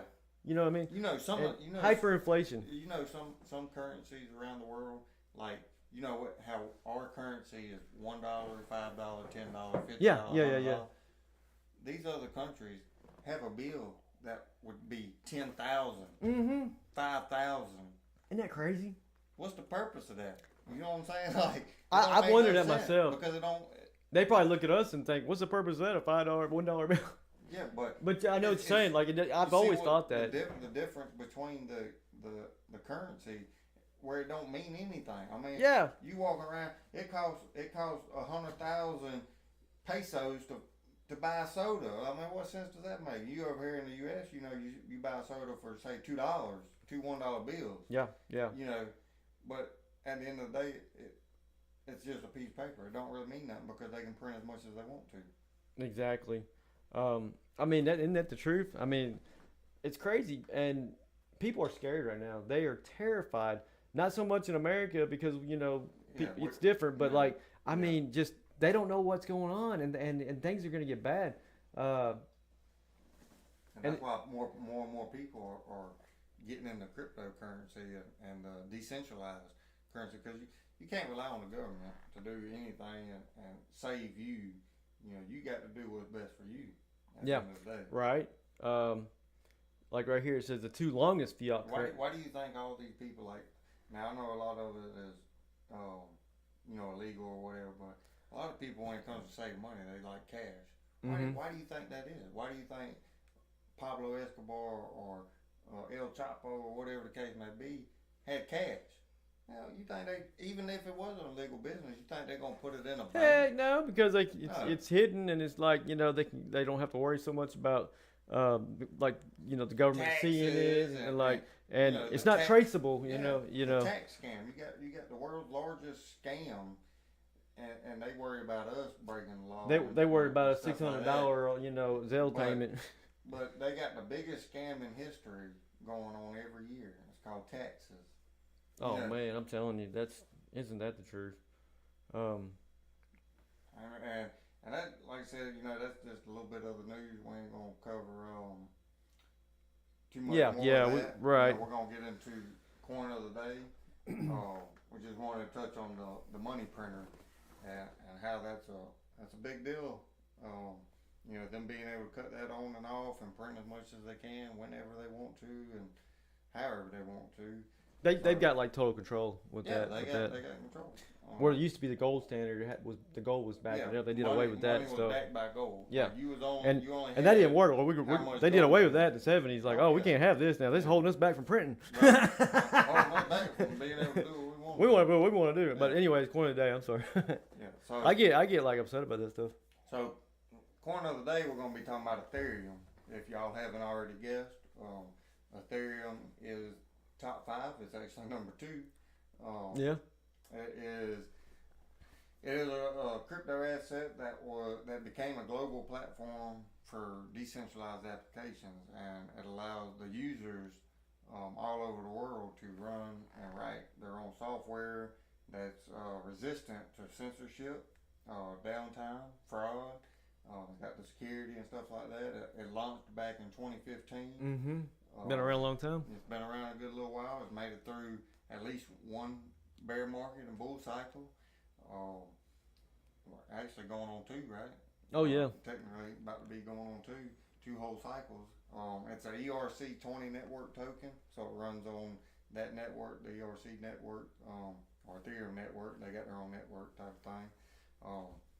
Again, being the second largest crypto out there, and it did what Bitcoin can't do, like smart contracts. Yeah, smart contracts. That's a game changer right there. Right, they're allowed to work. They allow other projects to utilize their network to build DApps. It's kind of like Amazon, is what I tell people. Like, you have this layer and then you have like people put their stores on Amazon. It's like everything's built on top of it. Yeah. Like it's the first layer. Yeah, you build the first thing, and then you always try to evolve and get better, type of thing. Now Ethereum was a proof of work. Right, so it was just like Bitcoin. Yeah. You was able to mine it. That was with like graphics cards and stuff. Yeah. Solving the security with the hash rate. Yeah. Yeah, and so you was able to earn passive income for a while. A few years you was able to earn for a passive while. income mining. It was the most profitable too. And solving the blocks of it, and. Here recently in 2022, they switched to proof of stake, where now you're staking Ethereum, which is more eco-friendly and stuff like that. It don't use much electricity, and the only downside to it is the fact that you got to stake 32 Ethereum, right? Which Ethereum, comes in around $1,700. Yeah, that's a lot of money.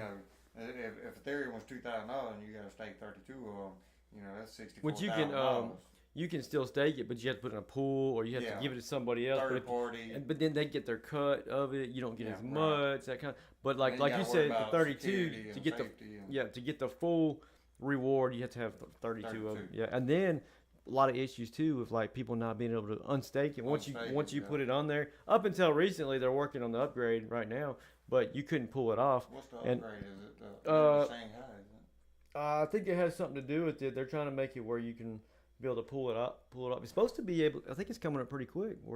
But is it the Shanghai? I think it is. London.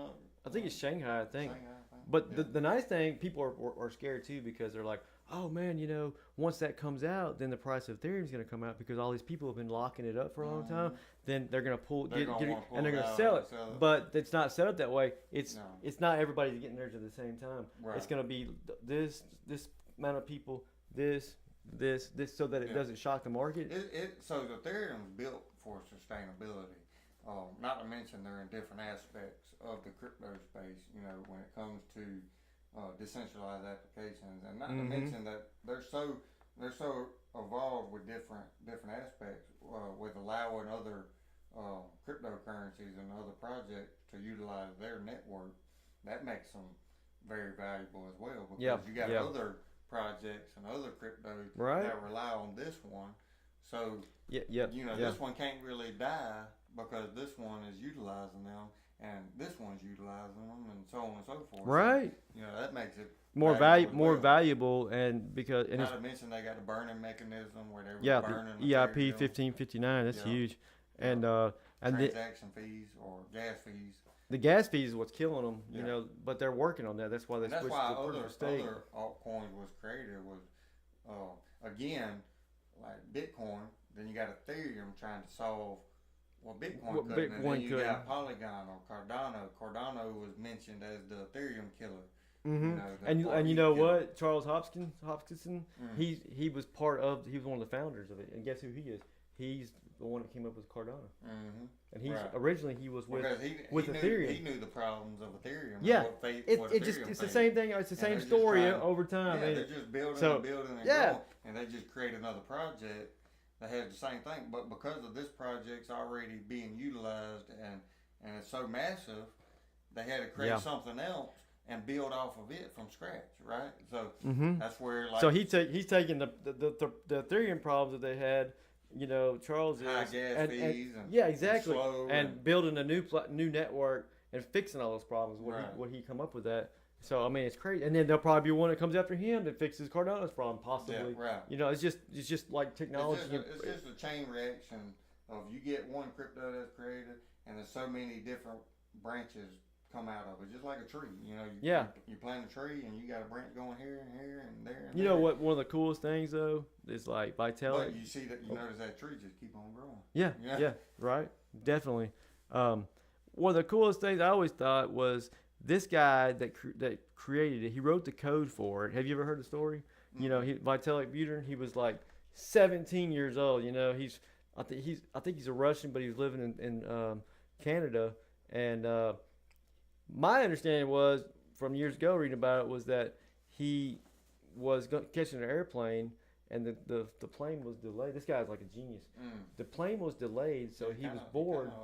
So he wrote the whole. A young Mark Zuckerberg. Yeah, pretty much. So he wrote the whole code in the terminal, waiting on the like right there while he was waiting to get on the plane because there was like a 12, 24, however many hours delay, and he was only 17 years old. 17 years old, and he did this. I mean, golly, can you imagine? Yeah.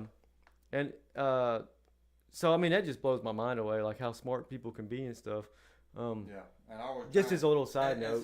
And then also not to mention he's trying to solve problems, real world problems. Yeah. Right. Again, positive aspects of crypto is not everybody's out to get you, not everybody's out to scam you and take your money. You have projects. And legit and stuff like that's legit. You just got to do your research. You know what I mean? Yeah. So it's funny, like with Bitcoin, if you think about it, they don't really know who came up with it. They say Satoshi, and it could be like a group of people, whatever. But then with Ethereum, it's like you actually know who the people that did it was. It's kind of interesting if you think about it. So there's kind of a difference there too. Right. And Bitcoin, being the first of its kind, that's why more or less why it's so valuable is because it being the first one. It's just like when people found gold. Nobody knew about gold. What makes gold valuable? Right, I know, right? I mean, really, it's just a pretty object that, because we set a value on it, I guess. I'll have to do some more research on that. But needless to say, gold can be found in different ways and in different areas. Man, that's a good point you bring up too. I didn't think about this before when we were talking about other stuff, but all right. So going back to, I know we're talking about Ethereum, but this is like major. So, all right. So you like talking about the supply of Bitcoin, that can only ever be 21 million, right? And then that's the total amount. Okay, with gold, they find new mines, open new mines, finding new gold, increasing the supply all the time. What's that rock called? I can't. Oh, the rhodium or something, no, what gold is attracted to that rock? Oh, I don't even know that one. That's how they find to dig it up or something, look for it or something. That white rock. You talking about quartz? Quartz. Yeah. Gold is attracted to quartz. They'll find all these quartz veins. Right. They'll find the veins and stuff, and that's where they find gold at. And now, again, I don't know what makes gold valuable besides the fact that it only happens Trust. like, I think like people putting trust in it. It's like the paper that ain't working. right. They found something that. But it's just like Well, anything I tell you what. if No, an asteroid comes I'm from outer wrong. space, it's I'm wrong. valuable. What makes it valuable is the supply. It's how much out there. Yeah, right. I mean, like the price that sets the price. Like if it's gold 2,000 is found every day. right. Bitcoin, So exactly. So it's not. It's that makes Bitcoin more valuable because there'll only be 21 million. There ain't like 21 million pieces of gold out there. No. They keep finding more and more and more, yeah. which brings the price down. And then also, technically, gold is also found because every time an earthquake happens and it shifts, the earth and stuff like that, it brings up new quartz veins. Right? And it pushes more and more gold into the. Yeah, because like me and you, when we go gold hunting before and stuff, and we looked into it. That like where you probably still remember that. 45, 50? Yeah, 45. So, but you remember like when you are looking for it and you look like in the rivers and stuff. So, because the environment is changing and the water, the rain, everything, there might not be gold there today, but then a storm will come through and it will wash it like clear a spot, and then like gold deposits will start forming and stuff that weren't there like the day before. You know what I mean? Right. I mean, Bitcoin ain't doing that. No, it is what it is. There's 21 million. That's it. So I just had to throw that in there because I mean that's just like if you're wanting to learn about Bitcoin, like that right there is another big thing, selling point on it, like why it's valuable and sustainable, because basically that's never going to change. That supply is factored in, it's programmed in there to do it. Whereas they might find like a big cave somewhere that's just full of gold. Well, I think that's why they did away with the U.S. dollar being backed by gold, because I think they realized that gold can be produced a whole lot more than what they assumed and what they had anticipated. And I think that was the big thing about why they decided to stop it in the 70s, because the gold rush only happened, in the 1900s. Early 1900s. Now, obviously people probably found it way before then, but it wasn't really a big rush until like the 1900s or. And they actually late 1890s. prohibition on gold. You had to give it up if you had it. Yeah, right. But that's a different story. But but yeah. So and I'll tell you another thing too. Like there's a lot of gold in the landfills and stuff because. Oh man, we should change this into a gold chart. we know our values don't know. So like this computer right here, this tablet, and these electronics, they use gold because it's a good conductor. Right. And VCRs, digital player, like all this stuff. I mean, it might be small pieces, but what happens is like when it's no good, where does it go? It goes and you throw it away, right? Yeah. Right. So that gold stays in there, and then it goes in the landfills and stuff, and it's full of gold, like little pieces here and there and stuff. So I mean that's pretty interesting too if you think about it.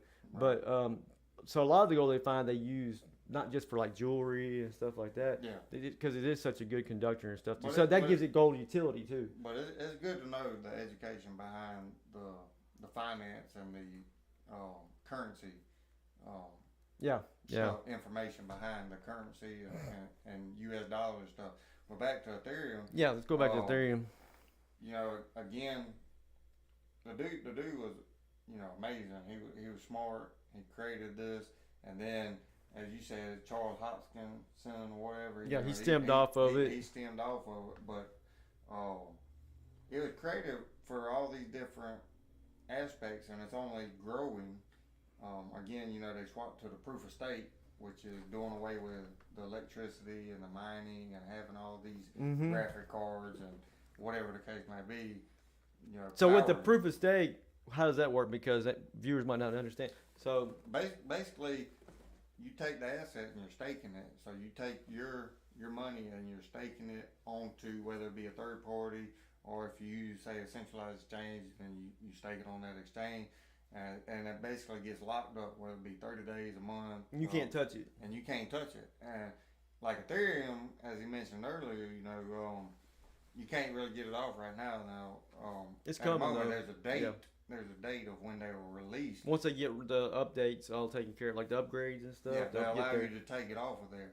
And whether you sell it or you keep it and stake it again, or whatever the case may be. A lot of it will be in a contract, right? Like 6 months or 1 year, or whatever. Now Ethereum's pretty much like there is no time as of right now. A little different, but like most crypto assets that you stake to earn passive income on, it'd be a time frame, 30 days, a month, a year, or whatever, and you earn off of that every day, every week. So month. You're making money off of taking your coins and giving it to lock. Your skin is in the game at this point, and you're invested into it, but you're making money off of it, and really, like, you're not having to do much, really, are you? Yeah, no. I mean, you're not having to spend hardly. You're not really spending electricity or anything like you were if you were mining.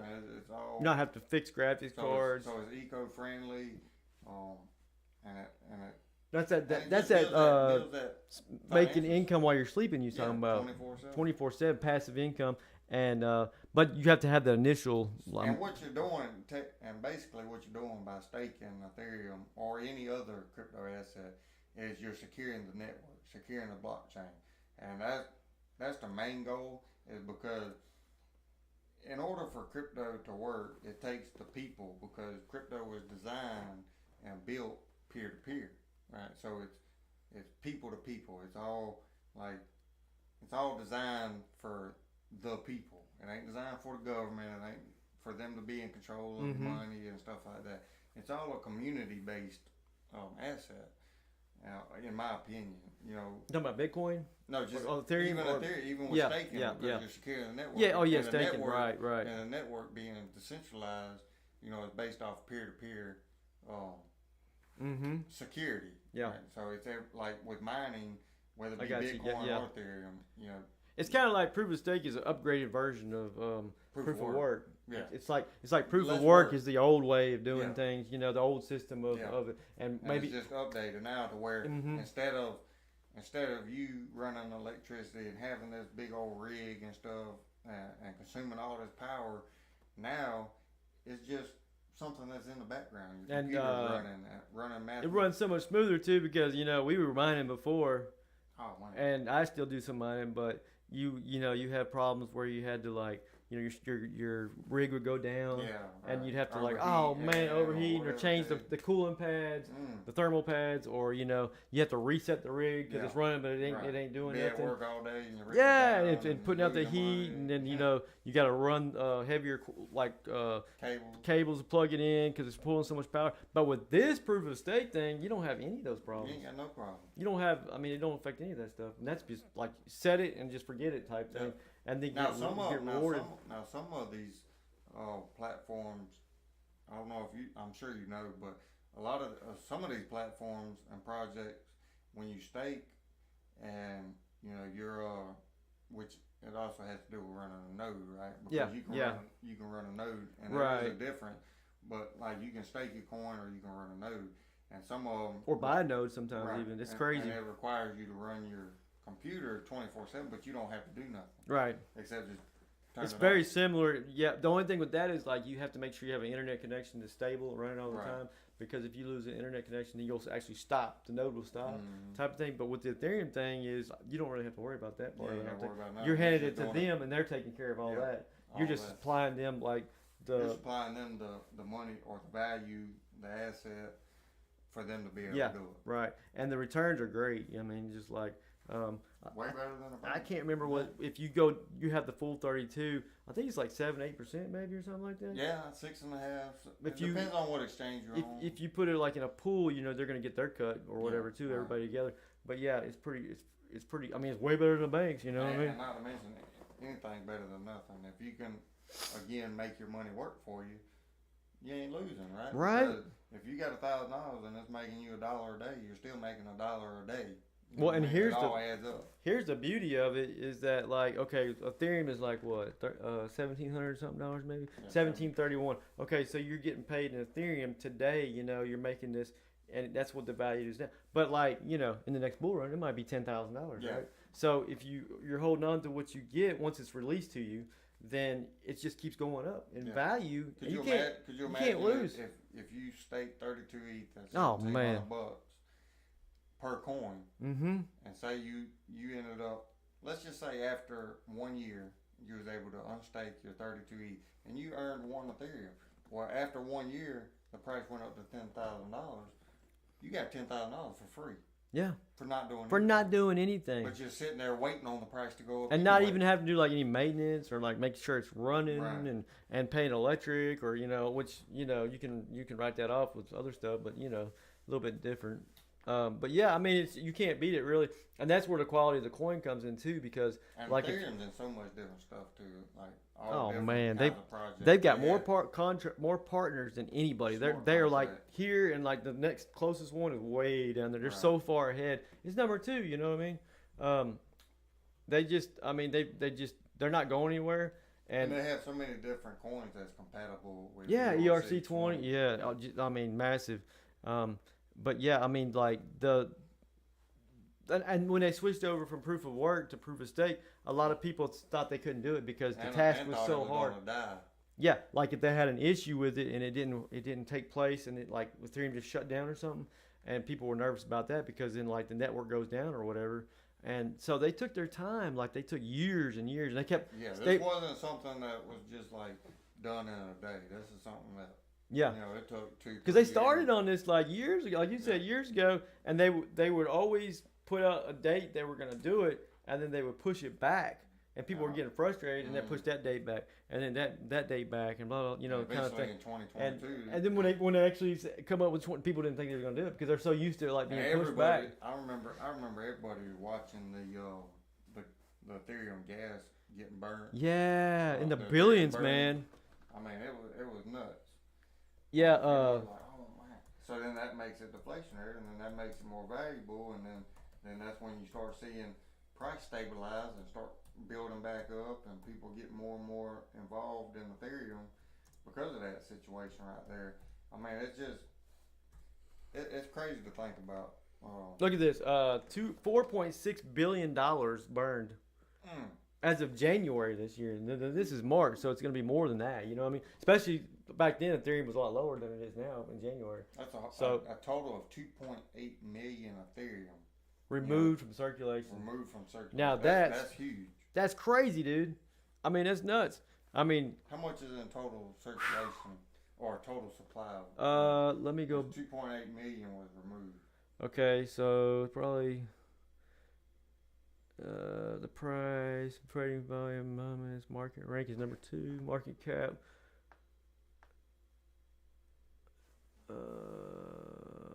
52-week low. ROI. Oh, circulating supplies. Total supply 122,373,866 Ethereum. And we burned 2.8 million. And they just started doing this like last 2022. Yeah. So it's not even been in effect, but like not even a year yet. September, August will be a year. Which makes that more valuable. Yeah. So and I mentioned the all-time high was 4,800, so I could only imagine what the next bull. And that was before they did this. And that was proof of stake. I mean, proof of work. Proof of work, and they keep improving it I keep coming with these updates all the time. Once they get the gas fees under control, because they have to do the sharding and the different upgrades and stuff, it's over. It's over. Then they're gonna dominate. Like nothing is. I mean, as far as like the contracts they have with businesses and stuff, it's so above everything else at this stage, and these other places are already like faster and stuff. I can see them flipping Bitcoin. Yeah, they call it the flipping it, man. They call it, yeah, you're right. It's predicted. Like people are saying like there's gonna be, they call it the Bitcoin flipping, which is where Ethereum is gonna pass up and take over Bitcoin market cap wise and stuff. It won't be like a $70,000 Ethereum, but in market cap it'll flip. Be HNIC. Yeah, and and I mean it does everything. I mean it does everything that Bitcoin can't do. You know, kind of thing, the utility and stuff, and even so, Bitcoin is still proof of work still. Yeah, you know, which is the slower. It uses so much energy and power, and they'll probably never change it because they ever has. I mean, they can't because it's already too late in the game type of deal for Bitcoin. But Ethereum, you know, and not to mention like people's always gonna look at Bitcoin. You know, it's the number one. It was the first one, and the reason why it was created, and all of them aspects right there were Bitcoin is still gonna be there. You know, Yeah, still you have be in the talks and still be in the top. You know, and it's a different. You can't really look at it in a bad way because you know you got to evolve, you got to get better. I mean, it's the same Right. thing as the internet, same It's thing kind as of your like phone and everything else. You know, comparing you got to evolve. oranges to apples Yeah. with Bitcoin utility and Bitcoin Ethereum. has its purpose. Ethereum has its purpose. This crypto has Yeah. its purpose. You know, every one of them has its own This purpose. one solves this problem. This one Yeah. solves this problem, kind of thing. How you know Right. how that kind of thing works. But like, and Ethereum is actually has higher returns in profit than Bitcoin. Yeah, definitely. By massive gains. Yeah. Like because if Bitcoin at 28,000, or let's just say 30,000, if the all-time high being let's say 70,000, 68, whatever. So let's say 7,000. So that's what, a little over 2x. right. Well, Ethereum, we just said it was 1,700. Let's just go with 2,000. And it was like, I think it was 40 bucks, I think, in the bottom is what it was. I mean, it was like 5,400% gain from bear cycle to. And even from now, if you think about it, we're talking 3-4x from where it was at a few weeks or a few months ago. Yeah. You know. And this is all before the upgraded proof of stake, which is the first time that's ever happened. When it happened, it was like the biggest event in crypto since the invention of basically Bitcoin. That's how big it was. And they compared it to actually an airplane flying through the air and swapping engines on it, because they had to do it while it was still running, while it was still operating. While it was still operating. And they say it would be like as difficult as changing engines on an airplane flying through the air. And that's why it took them so long. They had to make it perfect, and that's why it took them so long to do it. Right, it wouldn't work, and they had too much riding on the line, and that's why it took years to do it. But they did it. I didn't think they was going to do it. I was mining and everything else, you know. It killed mining, of course, because that was the most profitable Ethereum when it comes to GPUs and stuff. Right. But at the same time, it made it more valuable because the energy that it uses went down by like 99%. The usage. And a lot of people thought Ethereum was going to go to zero when they swapped the proof of stake. And this just shows you, it's been almost a whole year. Yeah. I think September. Yeah. I think September, November was when they did the swap or the merge. Mm-hmm. And needless to say, it's been almost a whole year, and it did go down to what, like $1,000, $1,100 bucks, and like 900 or something like that, or whatever the case may be. But now it's starting to go back up and stabilize and stuff like that, and it's just crazy, crazy to see what this crypto space holds and what it's doing for the future. Really hasn't been around but a few years. Yeah, and all been around for a few years, because even though you could say, well, Bitcoin was created in 2009, or Ethereum was created in 2015. Well, created, launched, and being sustainable and stuff like that is a whole different story, right? Because just because I create something, we could create this channel and it could be a whole year before it starts getting any views. Yeah, you know what I mean? Just like Bitcoin was years before. I mean, it was wild. It was like It takes 8 cents, and then for people to start. Yeah, exactly. But don't give up. Like, that's the thing.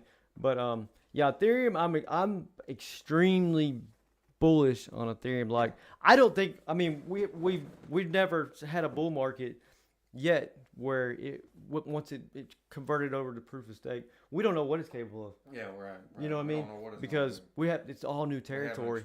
Like, if it did so good as good as it did before, then what the heck is it gonna do now that it's upgraded to this? Right. And like I said, once the gas fees are like lower, like Avalanche, compete with Avalanche. I mean, sometimes I think like Avalanche and like Solana and all, will they even be around? Because I mean, you're not gonna be able to. You don't need nothing else. You don't really need anything else. There won't be like any competition thing. But everything got teach their own. You know what I mean? Right. Every investor got their own goal and what they're trying to accomplish, type of thing. And every one of them brings a certain key to the space, right? And solving different things. Maybe this blockchain is just a tad bit faster than this blockchain, type of deal. Yeah. Maybe they want to work with them just because it's a little lower gas fee or whatever. So you're always gonna have that, and that's everybody's good. got their own opinion and their experience with a certain blockchain or different crypto asset, whatever. So that's where you got to know what you're getting into, and you can get into all these different ones in the same space. And now maybe not all of them make it, but that's where that diversifying and knowing what you hold comes in. Exactly. And the big thing that with Ethereum is the NFTs, like the minting of the NFTs. Yeah. And that's like a big utility for it, and that's with the gas fees and everything too. And but man, you remember when Shiba was minted like before, and our machines, our rigs were just going off crazy. Oh, yeah. Oh man, just wild. Like I mean, just unbelievable. But yeah, so Ethereum is just a class of its own, I believe, and it's not. I don't feel like, I could be wrong, but I don't feel like it's going anywhere because it's number 2. It's been around. Top 5 in my portfolio. I know you're number 1 in your portfolio, but there's nothing wrong with Ethereum. Do your own research if you want to get into Ethereum. You can check out. Just go to Google, type in Ethereum. Yeah, please don't just listen to us. Like, take the time and if you're interested in it, go and research it. We've given you what you needed in this episode: the white paper, the glass node, all that good stuff. All that stuff. Like, that's why we're not telling you to buy it. We're telling you to go research these coins for yourself and see for yourself. And that way, whenever you hold, if you believe it, we're not into you spending your money. We're not getting sponsored. By what we are into is them hitting that like button, and that subscribe button, and giving us a shout out and a comment and all that good stuff, guys. We appreciate it if you do that. But we ain't, like I said, we ain't making money off of this. We're not into it to make. I mean, we would like to see support and stuff like that. But we're not asking for y'all's money. We're not asking for y'all to invest in any certain asset or crypto that we cover, talk about, or whatever. The main thing is that you learn and educate yourself. Man, if somebody could just... Because this stuff right here could change your life. You know what I mean? Because we're at the beginning. Yeah. And we're in the bear market right now. And now's the time to get in if you want to get in. That's what I was going to say. Like, but we're not telling y'all to go out and dump your life savings, sell your wife, your kids, and your dog, to get into crypto. But just even like $20 a week, buying weekly, that's going to make a big, I mean, that's going to show up. Like, you're going to see a big return on that. I'm telling you. And crypto can, do big things for you, I think it was the last bear market. And we can help you out with whatever question you have. Write us, leave a comment.